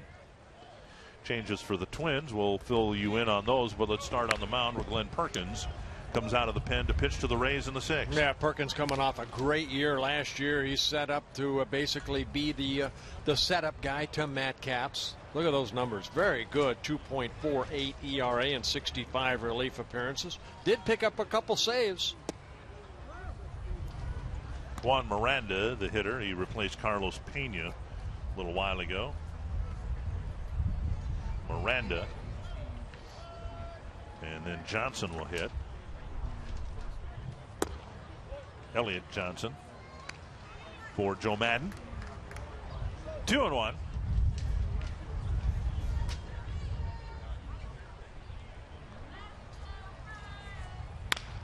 Pounded foul. 2-2.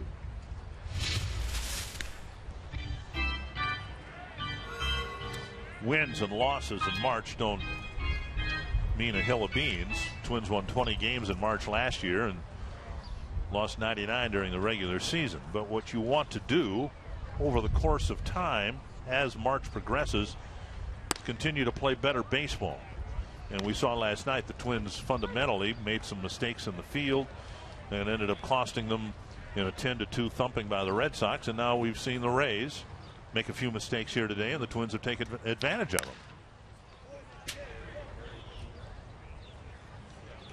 3-2. You hope in spring training that you can, eliminate those kinks, but you're going to have them throughout the season. It's how you adjust. It's what you do the next time the ball is hit to you.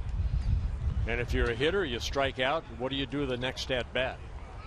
For a pitcher, the same thing. Good breaking ball right there by Perkins, and he picks up a strikeout. One down, and that'll bring up Johnson. Now playing left field. Take a look at the pitch. Great location. Hard breaking ball down and away.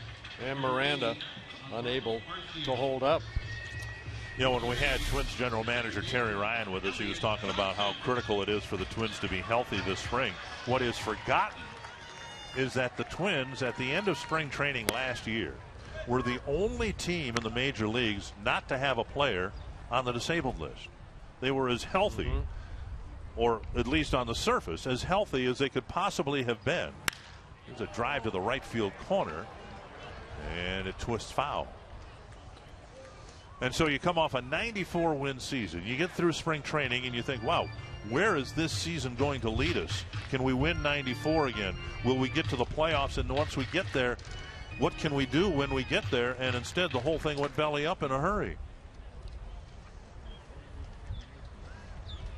2 strikes to Elliott Johnson.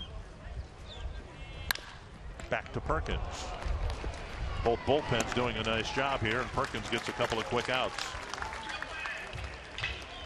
That'll bring up Jeff Salazar.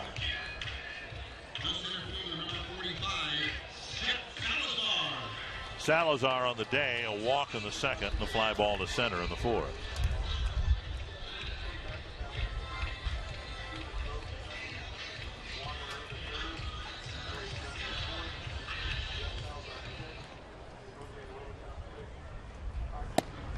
Breaking ball away. What we saw from Perkins last year when he was moved to the bullpen full time, rather dramatic increase in velocity.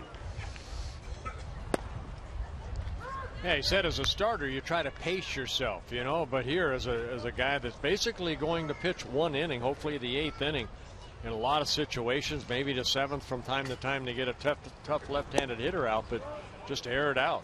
And boy, did he air it out last year.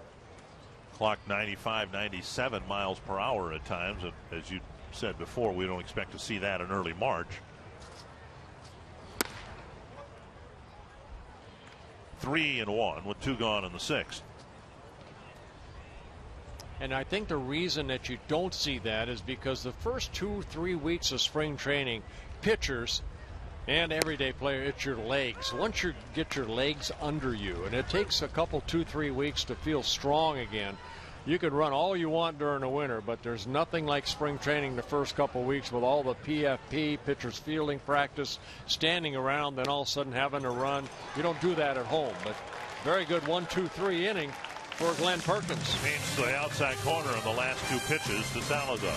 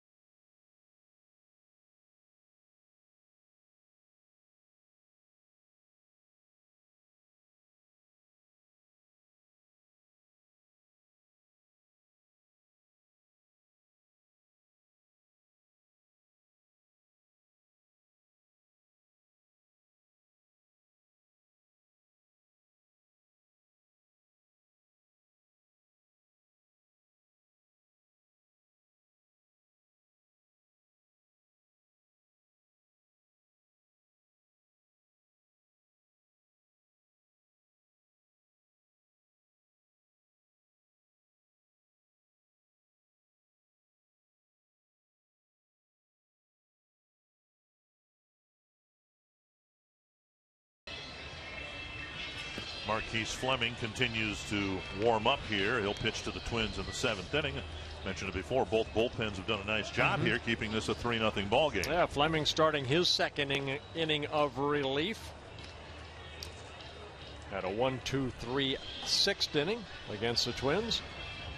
Beautiful day here in the Port Charlotte area. Twins and Rays play each other 9 times this year. Twins have, of course, co-tenant now, Lee County, the Boston Red Sox. They played them last night. And the bulk of the Twins schedule pretty close to home. This is about a 45-minute drive from. Oh, I made Hammond it in a half hour. Oh, did you? Well, we don't recommend anyone drive like you do. That's why I can't go to Lakeland. Steve Pierce will lead off for the Twins here. And other reasons, of course. But it's nice to have some competition relatively close. Then you go beyond here. You've got Sarasota. You've got Bradenton. Host of teams in the Clearwater, St. Petersburg, Tampa area. Pierce on the day. A couple of ground balls to short.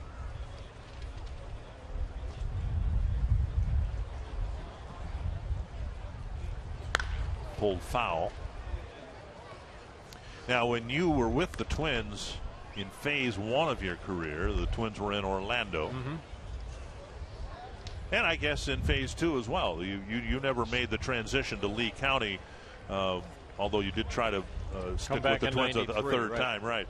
But now, back in those days, the Twins had Orlando, and then you had Melbourne. But I mean, the other teams, the Tigers were in Lakeland. They've been in Lakeland for a long time. Had the Houston Astros that weren't that far away. And Kissimmee. No, they were back then. They were over in Cocoa Beach. Oh, okay. Now, there's a lot more traveling, I think, for the Twins back then. 2-2. Now, what I know about spring training has been exclusively with the Twins, and because of that Grapefruit League, but now players who've gone back and forth, people who cover, members of the media who've done Arizona and the Grapefruit League remark about how close everything is in Arizona. There's a throw to first, and Pierce is grounded out to the shortstop for the 3rd time. Get suited up for spring training at the official online shop of the Minnesota Twins with the largest selection of authentic spring training gear, including clubhouse caps and t-shirts, jerseys, sweatshirts, and a lot more. Get set for spring at the official source, the TwinsBaseball.com shop. Well, you experienced that when you went over to the Angels. You had spring training in Arizona. And some pitchers have remarked about how it's different in Arizona than it is here because much more humid typically here in Florida and easier to work up a sweat here. Yeah, I liked Arizona only because you could run, which I ran a lot in the morning before even, the guys came out and we did our drills or the game, and then I would also run later on. I seemed like I could get a couple good workouts in Arizona, where here, sometimes in Orlando, I remember, once you had put a good workout in, it took a long time for your body to get back to normal again because you just run down. 1-2 to Benson. But even Terry mentioned it so far this spring, a lot of wind, which is, I think, has kind of cut down the humidity a little bit. What do we have on the graphic earlier? I think 35% humidity today. Normally it's 50-60%. 2-2 to Benson. Wait till the summer, it'll be 110%. As long as they don't talk about wind chill down here, I don't care. Benson gone on strikes, 2 down. Yeah, Benson striking out for the second time in the ball game in 3 at-bats.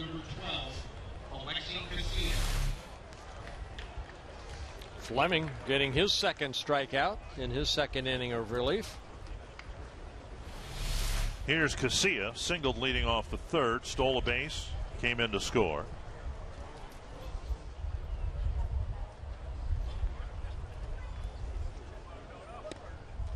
Off-speed pitch, darts into the strike zone, one strike. Looks like Fleming a pretty good changeup. Struck out Danny Valencia last inning on a very good changeup. 1-1.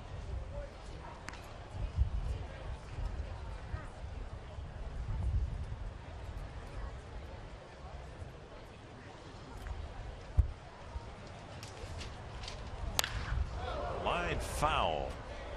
Casilla trying to get aboard with 2 away, and if he succeeds,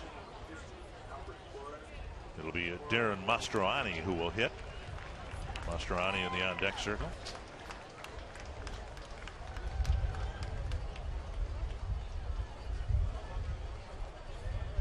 One and 2 to the Twins' second baseman. Tap foul.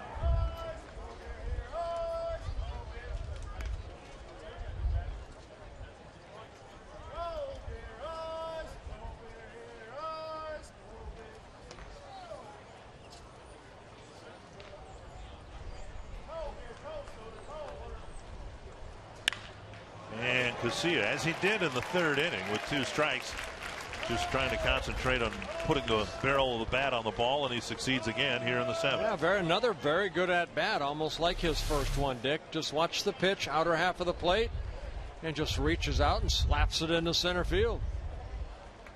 See no stride, and Casilla, after getting his 2-out single in the 7th, will leave the ball game. Pedro Florimon will replace him.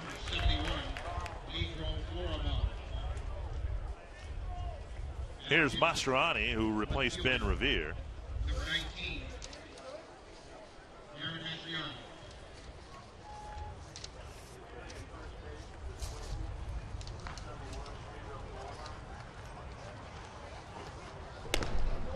Mastroianni trying to, I guess, be a Jason Repko type of player, a utility outfielder for the Twins.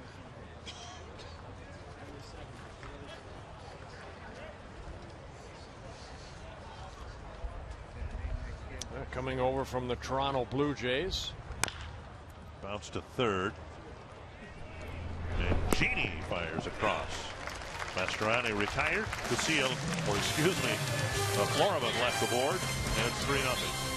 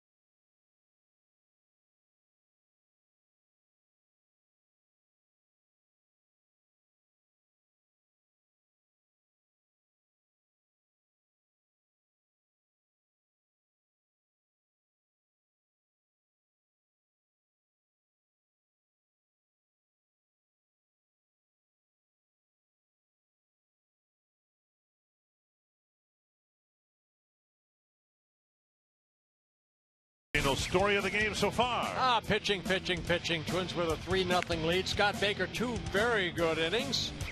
Gave up no hits in his 2 shutout innings. Twins with a 1-0 lead with bases loaded. Danny Valencia had a sharp ground ball to Rodriguez, and he misplayed it on his throw to second base. Twins took advantage of that, scored a couple runs. Bullpen outstanding so far. Glenn Perkins worked the last inning, the 6th inning, a 1-2-3 inning with a couple strikeouts. Matt Maloney, 2 shutout innings. Matt Capps, 1 shutout inning. So far, so good. And another left-handed reliever coming into the ball game for the Twins, Brian Dunsing. Yeah, Dunsing making the adjustment this year from starters, where he was a starter last year for 28 games in 32 appearances. Looks like that's where he will be as a long man in that bullpen this year for the Twins. Chopped left side, bobbled, and Valencia stays with it, makes the play. Valencia changing his number from number 19 to number 22 this year. Jimenez, or Lobaton rather, quickly retired, 1 away. Ahmed Fareed with the Chevy update. Mets hosting the Cardinals. Port St. Lucie. Johan Santana pitched 2 scoreless innings in his spring debut. Later in the game, bottom 4th, bases loaded. That's Andres Torres taking it to deep right center. All 3 runners score. Mets go up 4-0. They're up 5-2 now. That's your Chevy update. Now we'll get you back to Twins and Rays. Nothing to be alarmed about. He didn't pitch very well. I think need to cut Marquis a little bit of slack because he hadn't actually been in a game since August of last year after having his broken leg. But the end result of Marquis being signed by the Twins is Dunsing now pushed to the bullpen. Yeah, Marquis, I think, like you said, he hadn't been on the mound since August. He had good sinker, almost too good of a sinker, because he had that ball that landed just on the other side of home plate. Joe Mauer had a tough time. Joe Mauer tried to backhand a couple of them that maybe should have been caught, but Marquis, he had a tough outing. 2 down. But Dunsing, one of these guys that has kind of that resilient type arm. We saw him prior when he first came up in the bullpen, did a great job. Twins needed a starter. He went into that role. But now with 5, hopefully healthy starters, with Pavano, Liriano, Baker, Blackburn, and Marquis, Brian Dunsing's best spot right now is as a long man. Fastball away. His biggest problem last year, getting right-handed batters out. Now, when you shift to the bullpen, there's a ball slicing toward the gap, and a left-handed batter is going to get a base hit. Benson comes to his feet. What a great play by Joe Benson in center field. That looked like a double all the way. Mangini slicing one to the gap. But Benson went down into a pop-up slide, fielding the first hop, and held him to a single. Boy, this is what you like to see right here in spring training. Benson probably not making the 25-man roster, but you leave impressions. And watch this ball slice away, but boy, a little slide, pickup, and then showing off a solid arm, getting that runner to stop at first base. Very nice defensive play by Joe Benson. So Mangini aboard with a 2-out single. And the batter for the Rays is Brad Kuhn. Anyway, Dunsing really struggled getting right-handed batters out. When you're a starting pitcher, you're going to face them, you hope, 3 times through the batting order. Now, as a reliever, Ron Gardenhire and Rick Anderson can spot him at points on the lineup where he will face primarily left-handed hitters. Depending on the game situation, you got a 1-run ball game, and maybe you use Dunsing exclusively against lefties in the later innings, rather than, say, asking him to try to get Derek Jeter and Alex Rodriguez out. Well, unlike Perkins, though, who might only work 1 inning, I think Brian Dunsing is going to be asked to go 2 or 3, so you can't, it's going to be harder than them to say, okay, well, we've got 2 out of 3 next hitters as lefties. Maybe in the 5th inning or 6th inning, but maybe he can also pitch the 7th. That's what they're, I think, looking at Dunsing because of his arm. He's got the arm strength to pitch 2 or 3 innings at a time. Jose Majares, who had kind of filled a situational lefty role for the Twins over the last several years, no longer with the club. He's with the Kansas City Royals, trying to make that pitching staff. A walk now. Kuhn takes over at first base, and here's a quick trip to the mound.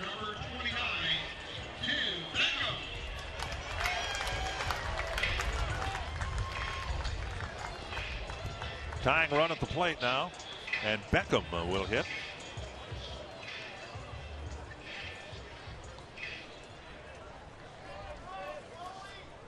Tim Beckham, infielder for the Rays. Very highly thought of prospect. And a right-handed batter. So we'll see how Dunsing faces with the lead on the line here in the 7th inning.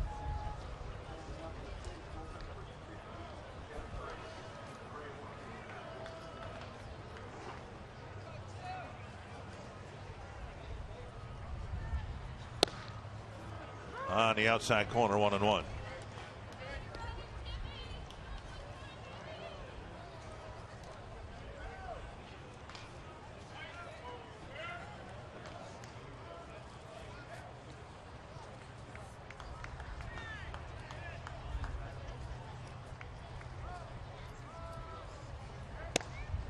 Check swing and a called strike.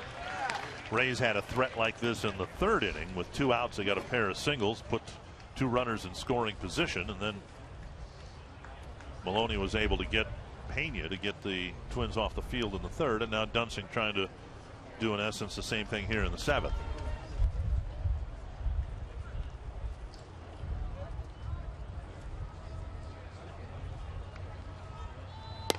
Just off the corner, down and away, 2-2.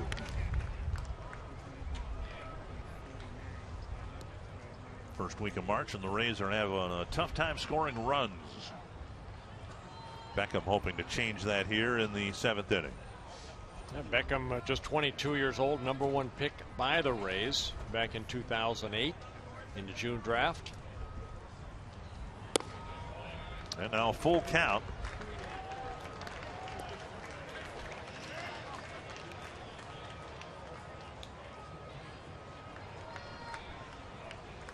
Dunsing issued the 2-out walk to Kuhn, and now he wants to avoid filling the bases here by walking Beckham.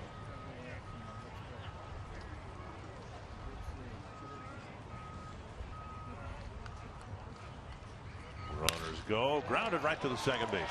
Florimon over there. He throws to first. That ends the inning, and the Rays strand 2 more in the 7th.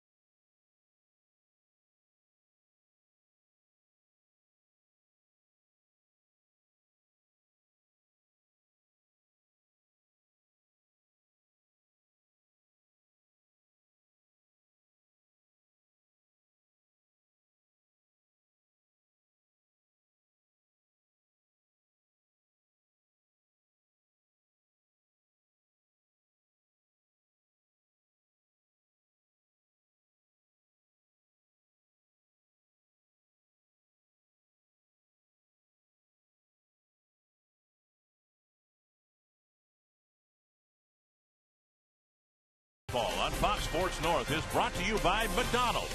Catch a filet of fish extra value meal today. McDonald's, I'm loving it. And by Toyota and your local Toyota dealer. A lot better today than it was last night. Twins lost 10-2. They're ahead 3-0 here this afternoon. This copyrighted telecast presented by the authority of the Minnesota Twins and may not be reproduced or retransmitted in any form. And the accounts and descriptions of this game may not be disseminated without the express written consent of the Minnesota Twins, LLC. Now this is what, like the 17th year that you'll be asked to read that on a full-time basis? Looking forward to it. Your broadcasting career is almost going to lap your playing career. It's getting close. Yeah. Albert Suarez is going to pitch now for the Rays. And the first man he'll face is Brian Dozier. Yeah, I want to thank, congratulate Tim McCarver on the Ford Frick Award. No one, I don't believe, has ever gone into the Hall of Fame both as a player and as a broadcaster. So maybe you're automatically excluded. There's a beautiful bunt. And Dozier, who runs well anyway, beats out a bunt single without a throw.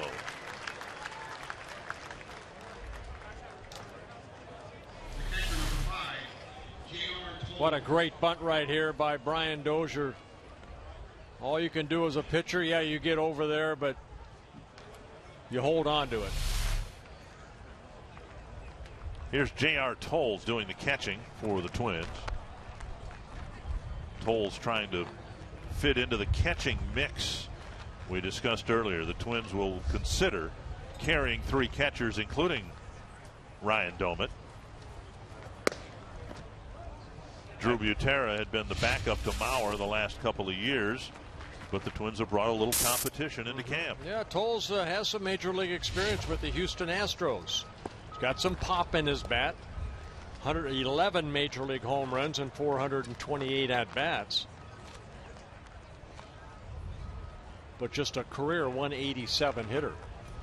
The difference between Tolles and Butera, Tolles has hit well in the minor leagues. Drew Butera never really has, so there is perhaps some offensive potential there with Tolles that has not been there with Drew Butera.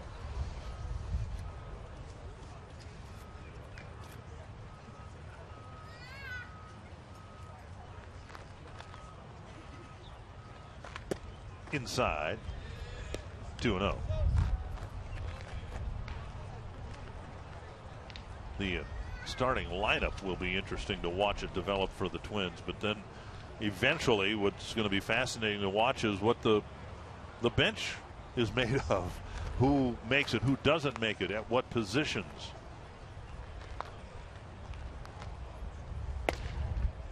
Three and 0. I think going into spring training, Gardy and his coaching staff, they pencil in who they feel that's going to be the everyday players. But as you mentioned, Dick, those are the guys on the bench. Those 4 or 5 guys. Those are guys that you're going to need throughout the season to let the other guys get some rest. But also, you win a lot of ball games with a great bench. Tolles takes a strike. Thought it was ball 4. And you mentioned too the possibility, maybe the eventuality, that the Twins will go with 13 pitchers. There's hardly a team now at one point during the season that doesn't carry 13 pitchers, and so that shortens the bench. And then you wonder, well, what business do we have carrying 3 catchers if we're only going to have a 4-man bench? Hit right at the second baseman. It should be a double play, although Tolles beats the relay. So Tolles showing some speed getting down that line, a sharply hit ground ball, and the Rays get just the force at second. First baseman number 27. He hit the ball sharply, but right here the shortstop had a little trouble getting that ball over to first base, and that allows Tolles one big giant step, and he beat it out. Chris Parmelee will hit with Tolles aboard and 1 down.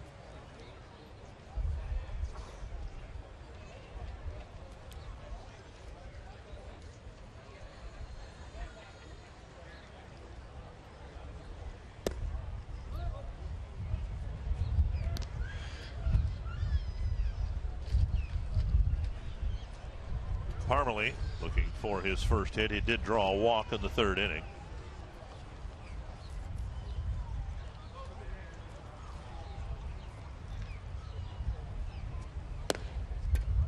2-0.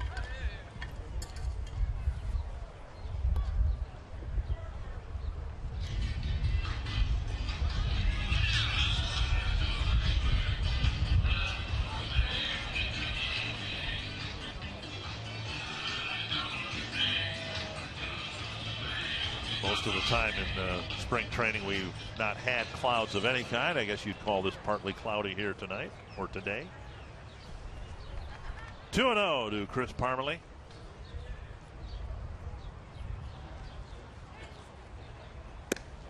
On the outside corner.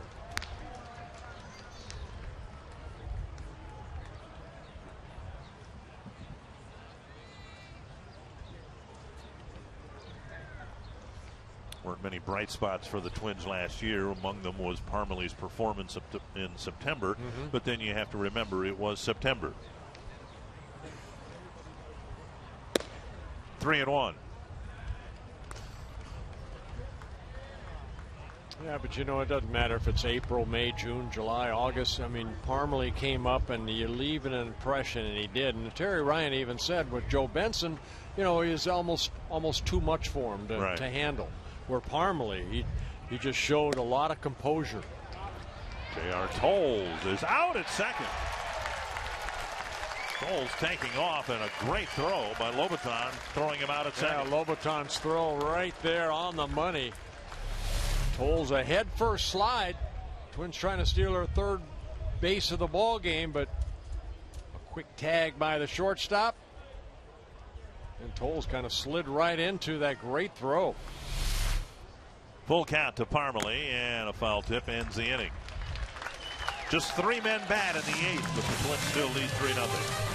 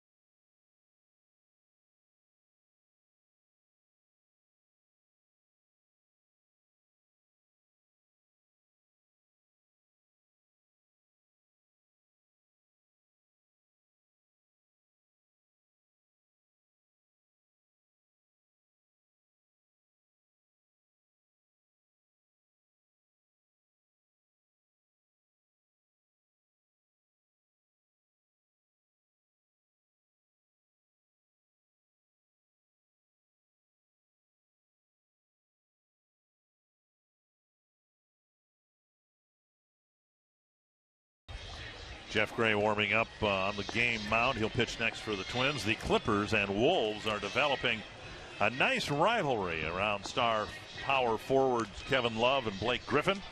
And last night the Wolves had the better of it. Won a nail biter. You can read Joan Neeson's story at foxsportsnorth.com. Yet another waiver claim by the Twins. Right-hander Jeff Gray. Yeah, Gray has some major league experience with the Oakland A's, Chicago Cubs, White Sox, and the Mariners. White Sox and Mariners pitched for both those clubs last year. Claimed off waivers in October by the Twins from the Seattle Mariners.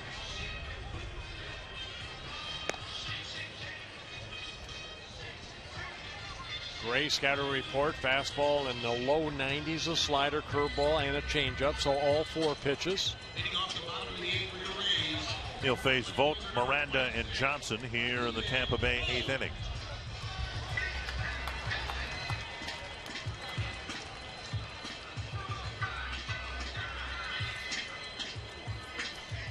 Vogt with a fly ball to right his first time up. Came up with 2 men in scoring position and 2 down.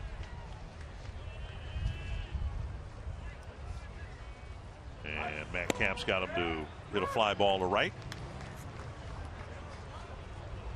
1 strike.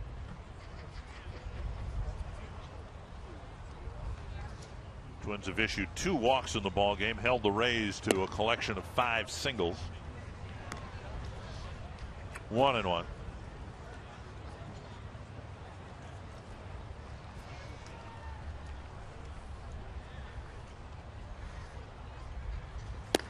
Two and 1.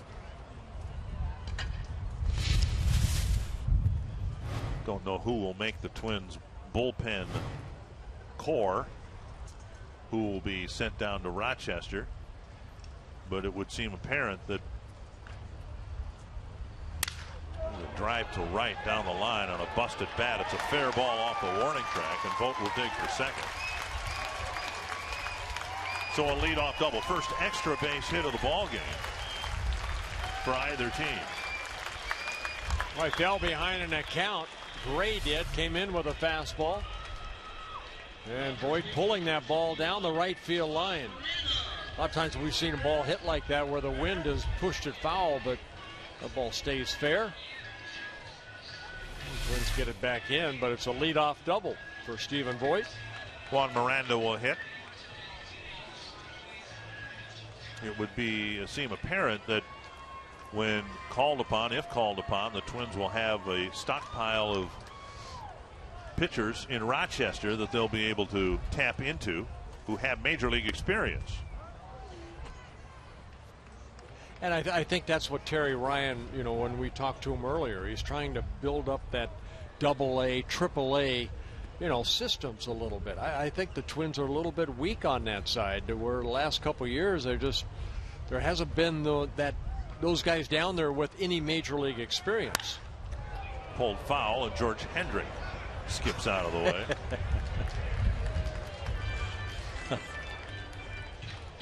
Twins without their first base coach, Jerry White, again today. Jerry undergoing further tests. He's had some.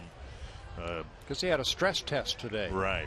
And they're going to hopefully come to some conclusions and render a course of treatment for Jerry. We hope it's nothing serious, obviously. 1-1 to Miranda. There's a fly hit to center, and Benson might have lost that ball for a moment in a cloud, but he makes the catch, 1 away. He's been busy out there. Twins have a spectacular home schedule this year.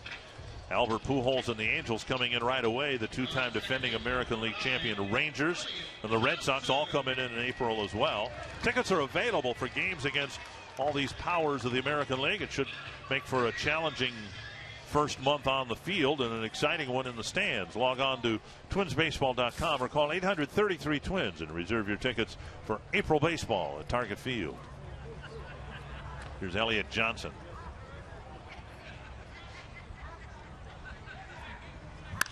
That slice to left. And dropping the ball in left field will allow a run to score. And making the adjustment out there, but not catching the ball. Make sure we get the name right. It's Darren Mastroianni. Well, that wind we've seen played havoc all day long, especially with Joe Benson out in center. But here, Mastroianni gets there, but the ball hitting the heel of his glove and deflecting away. Overran that ball a little bit. So an error by the Twins left fielder, second Twins error. And really errors have accounted for all the scoring here in the game. The 3 runs the Twins got were the direct result of a Ray error. The 1 run in the first, the 2 in the third, and now an error here in the 8th gets Tampa Bay on the board.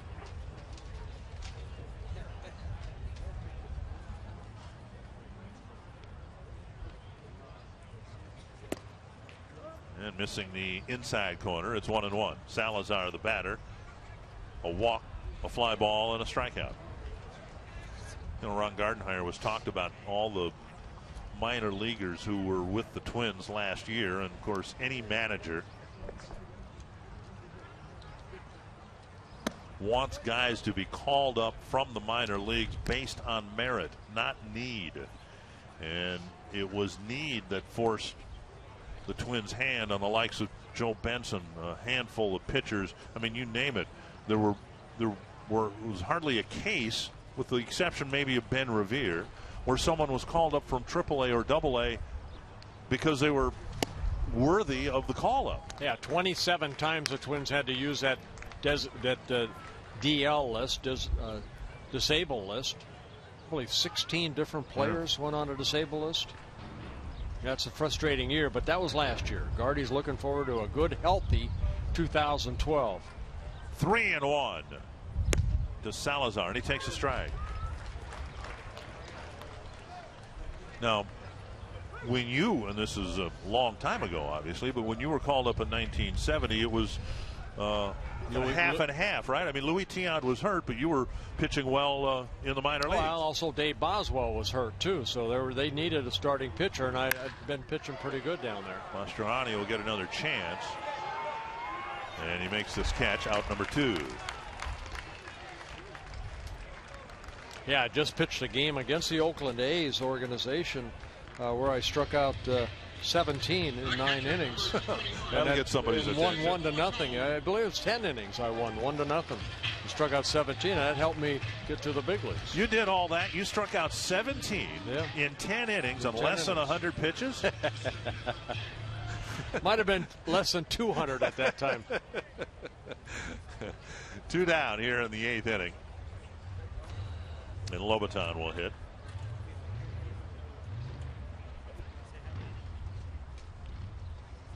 Up high, ball 1. Gray seems to be misfiring up a little bit here in this inning.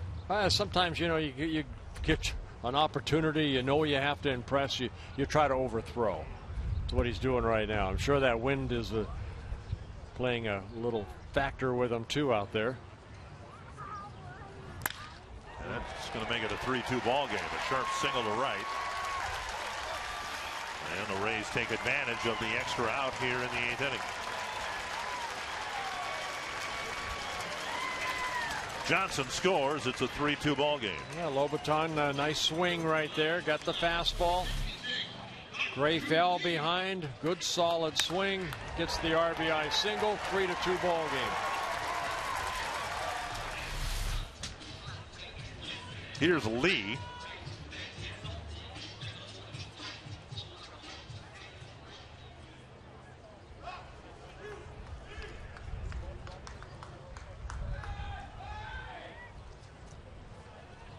Outside, ball 1. Lee replaced Rhymes midway through the game. Hit a fly ball to left his first time up.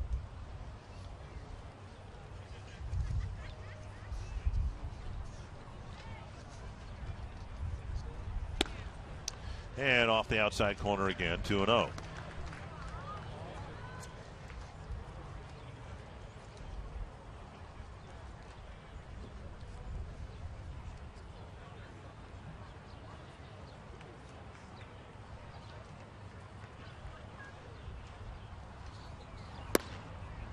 A strike.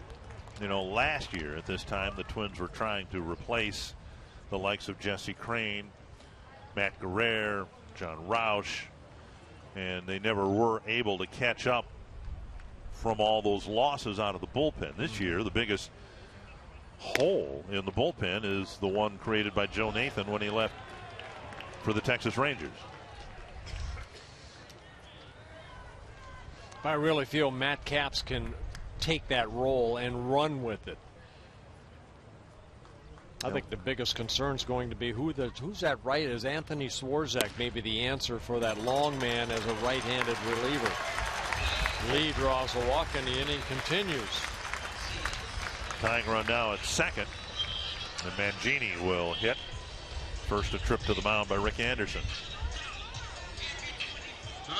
A guy that people have not talked about much this year, but I think he's going to be one of the keys to the bullpen, is Alex Burnett. Right. You look at his numbers, the stuff he has, and you can see a little bit of Jesse Crain early in his career, and it took Jesse several years, and then finally it all came together, and Jesse Crain may end up being the closer for the White Sox. I like what the Twins, how they handled Alex Burnett last year, because remember at the beginning of the year, Dick, they'd start him an inning, but as the season went on, when the Twins needed a big out in the 7th or 8th inning, it was Alex Burnett, the first guy out of the bullpen, that got that big out. He did a great job of the inherited runners. He left a lot of them on base, like 90%. It was unbelievable. Bouncer to second, Florimon. There's another good trip by pitching coach Rick Anderson. Best one of the month of March.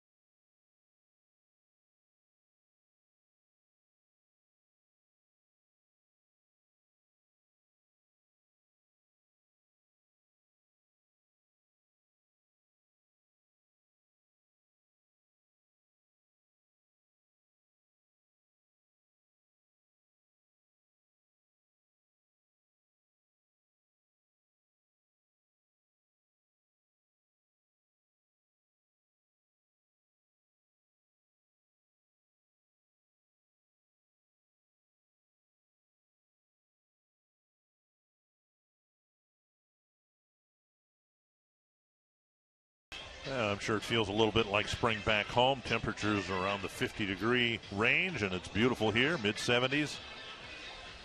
And as we continue to go through the month of March, 3 more spring training telecasts coming up. Yeah, we'll have one Sunday against the New York Yankees in Fort Myers, and then your trip to Lakeland, Florida against the Tigers, and then back against the Rays at Fort Myers on the 26th. Alexi Casilla with a good day at the plate and a couple of sharp singles. Yeah, he a base hit in the 3rd inning. He scored the 2nd run for the Twins, and then a ground ball to short, and then a base hit in his last at bat. Then coming in the 7th inning. Well, Casilla on a regular basis getting a job getting named a starting player for Ron Gardenhire, hoping to get 500, 550 at bats this year. That's the key right there. Keep them healthy. Here's Danny Valencia, 0 for 3, hit the ball sharply in the 3rd inning. Looking to Rodriguez on the mound now for the Rays. And Valencia hit the ball sharply in the 3rd inning. He was given credit for a hit, so he is 1 for 3. Twins leading by a run. They've been out hit 7-6.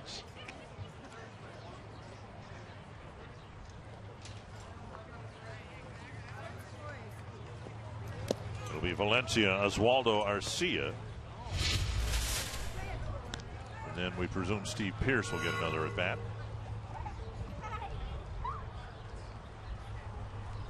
Matt Carson, I believe, is in the hole here. He's going to hit 3rd this inning. Valencia takes the strike, 1-2.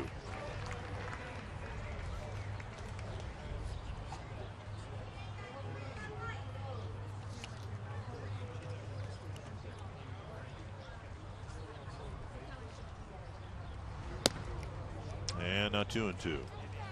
We've referenced a couple of times your stays with the Twins, and the 2 times you stuck with the ball club, you were training in Orlando, Florida. Spring training has changed so much since the days of Tinker Field, not just for the Twins, but just generally. It's a cash cow now, spring training is.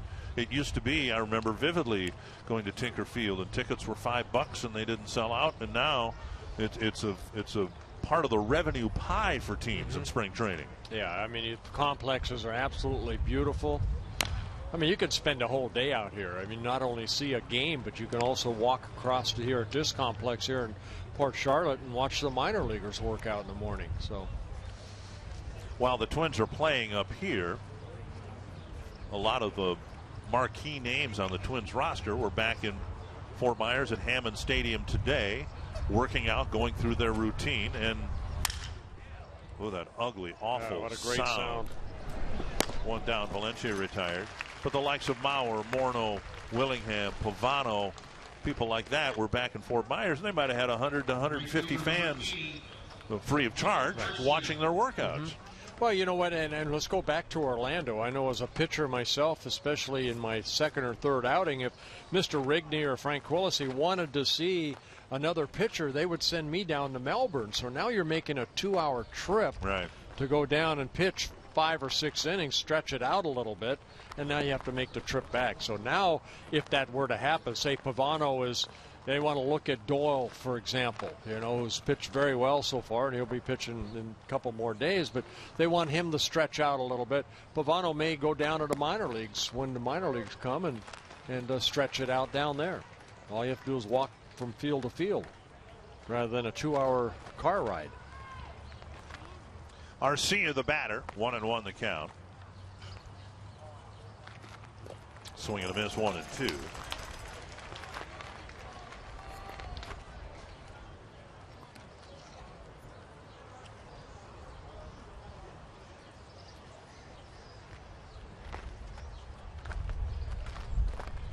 Arcia playing in right field. Brian Dinkelman had gone 0 for 3.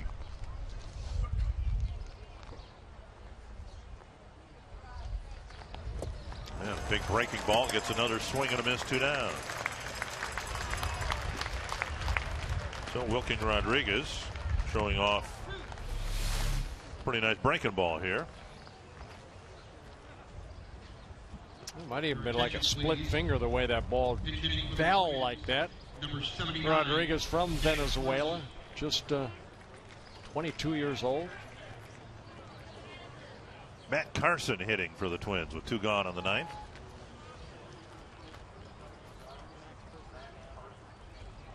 In the dirt, ball 1. Twins got a run in the first and a couple of runs in the third.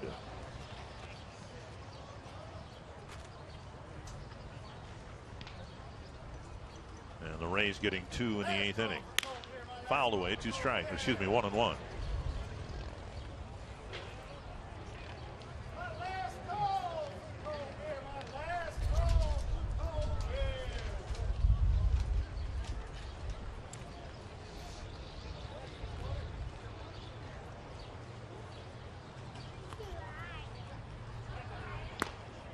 Fastball up, and it's 2-1. Yeah, Carson wearing number 79 out of Southern California. Originally signed by the Yankees back in 2002. Big league experience with the Oakland A's, 2009 and 10.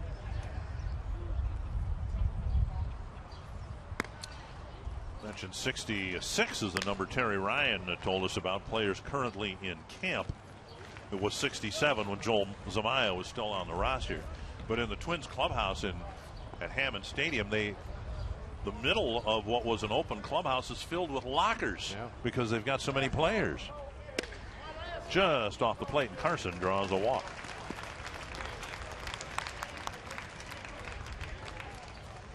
And that'll bring Joe Benson to the plate. Well, you know, a lot of these guys, Dick, a lot of Twin fans don't know a lot about. I don't know a lot about. And you look at these numbers and say, Matt Carson. Now, here's a guy that has spent, 10 plus years at the minor league level. He got a little bit of, time with the Oakland A's, but 139 home runs. So he's got some power. 262 career minor league hitter. Half swing. So those are the guys that, like Matt Carson, that Terry Ryan's talking about. Get these guys the opportunity. If they don't make the big club, they go to AAA. and hopefully have good years in case something does happen. Half swing and a strike to Benson.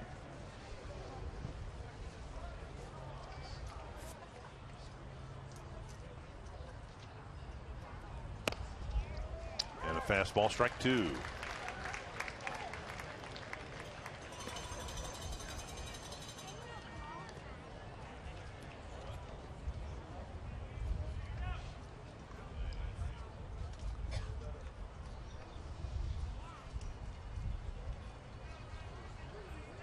Benson has already struck out twice this afternoon. And on a called third strike, that big breaking ball gets Benson for the 3rd time today.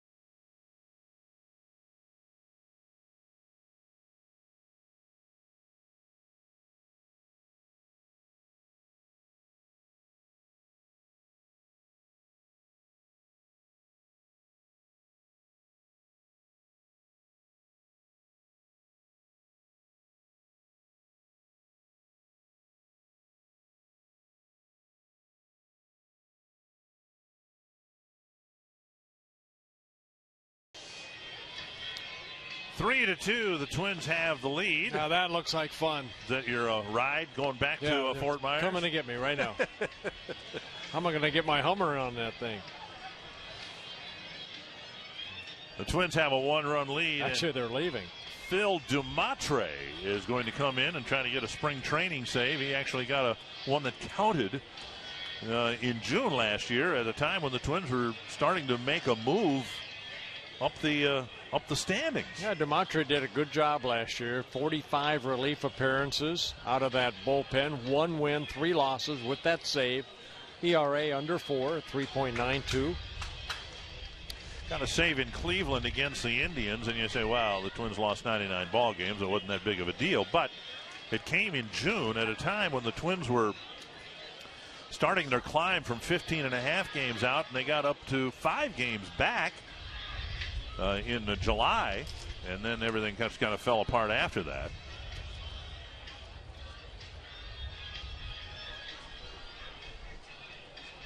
So Doumit will try to have a nice orderly 9th inning after some things kind of slipped away from the Twins in the 8th.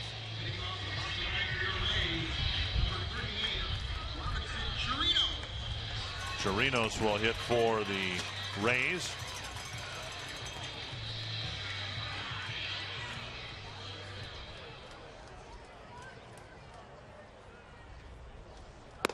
And a first pitch left up just a little bit, ball 1.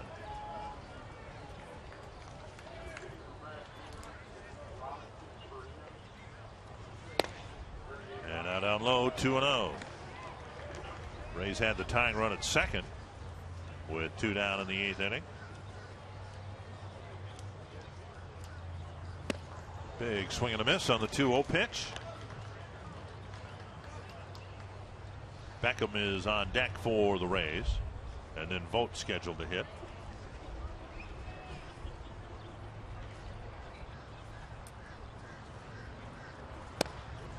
At the knees, and it's 2-2.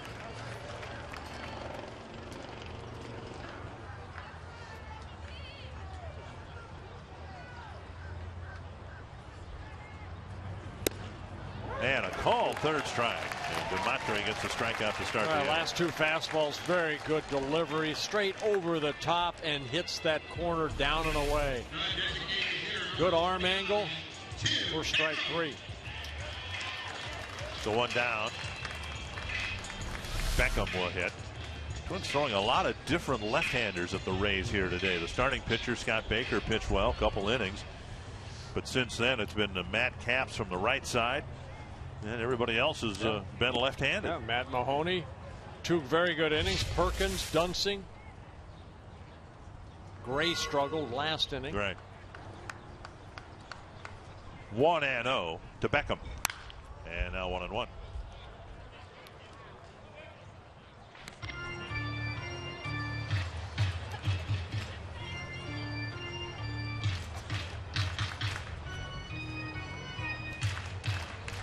Twins trying to improve their Grapefruit League record to 3-2.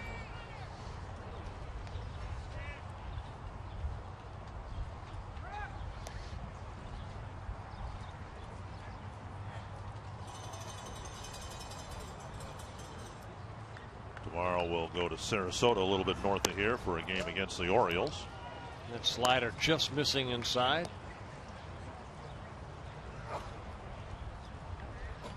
2-1 to Beckham.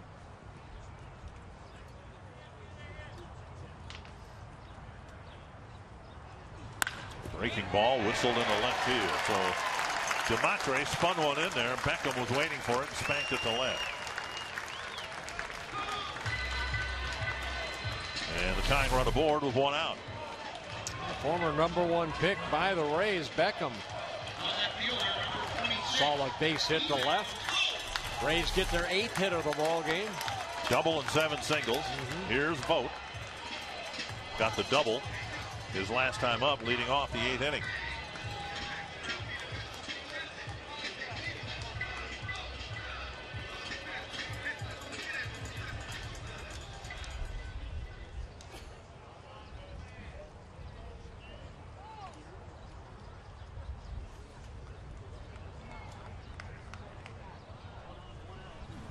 Matre looking at the runner and delivering a fastball off the plate. Ball 1.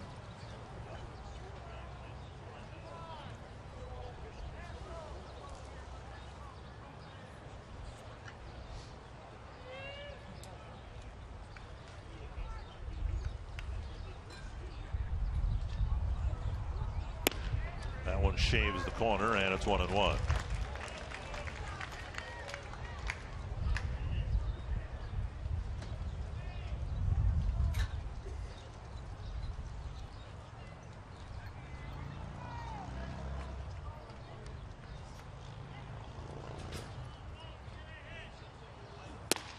Another one on the corner.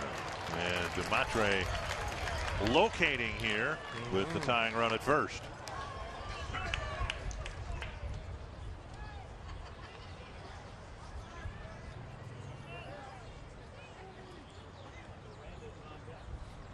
One good pitch could end the game.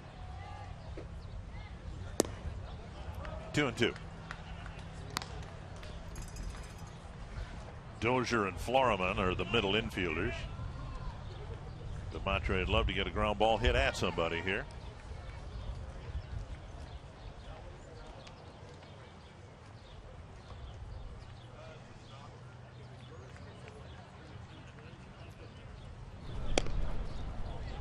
Beckham checked at first.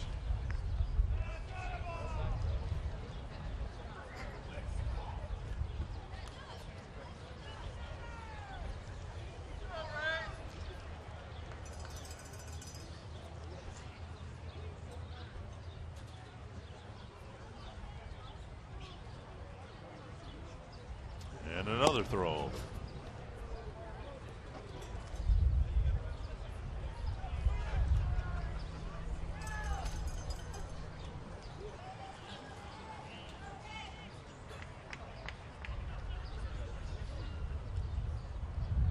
Doumit trying to pitch around the 1-out single here in the 9th inning. That's driven to left. Mastroianni makes the catch. And fires it back. A well-hit ball for out number 2. Yeah, Voigt gave it a ride, but Mastroianni makes a nice running catch for the second out. Just looking at Voigt's numbers, got some good minor league power numbers. Hit that ball sharply. Nice running catch for the second out. And here's Miranda with now 2 away. Rays have lost 3 straight games here in the Grapefruit League schedule. Don't want to make it 4 in a row. Yes, they do.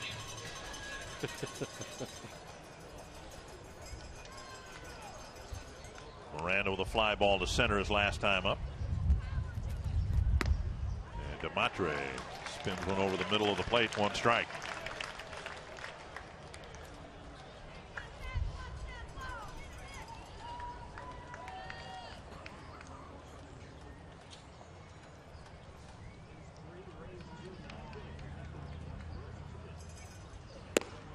Off the plate, 1-1.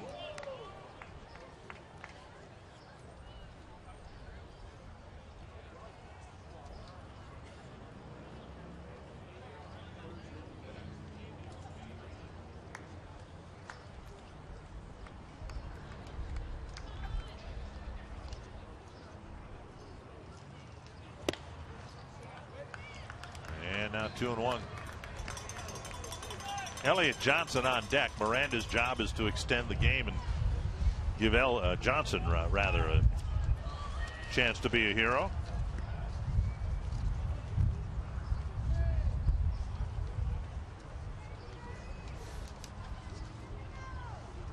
Two and 1 to Juan Miranda. 3-1.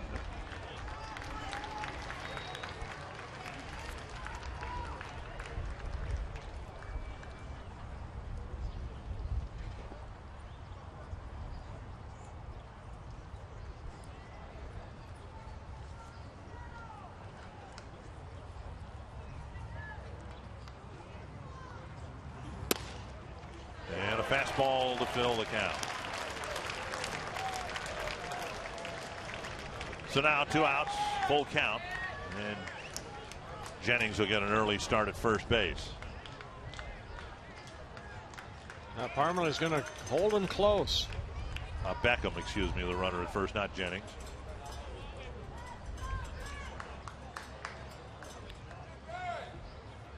So with Parmalee holding the runner, Demetre getting ready for his 3-2 pitch. Got the outside corner to end the game. I guess he was looking for something else. Demetre working that outside corner over to the left-handed batters, and the Twins end up with a 3-2 win. I thought good job by the pitching staff here today. Jeff Gray had a tough 8th inning, but good job overall. Nice defensive play. They made the routine play. Joe Benson, very busy out in center field, did a lot of running around, nice catches.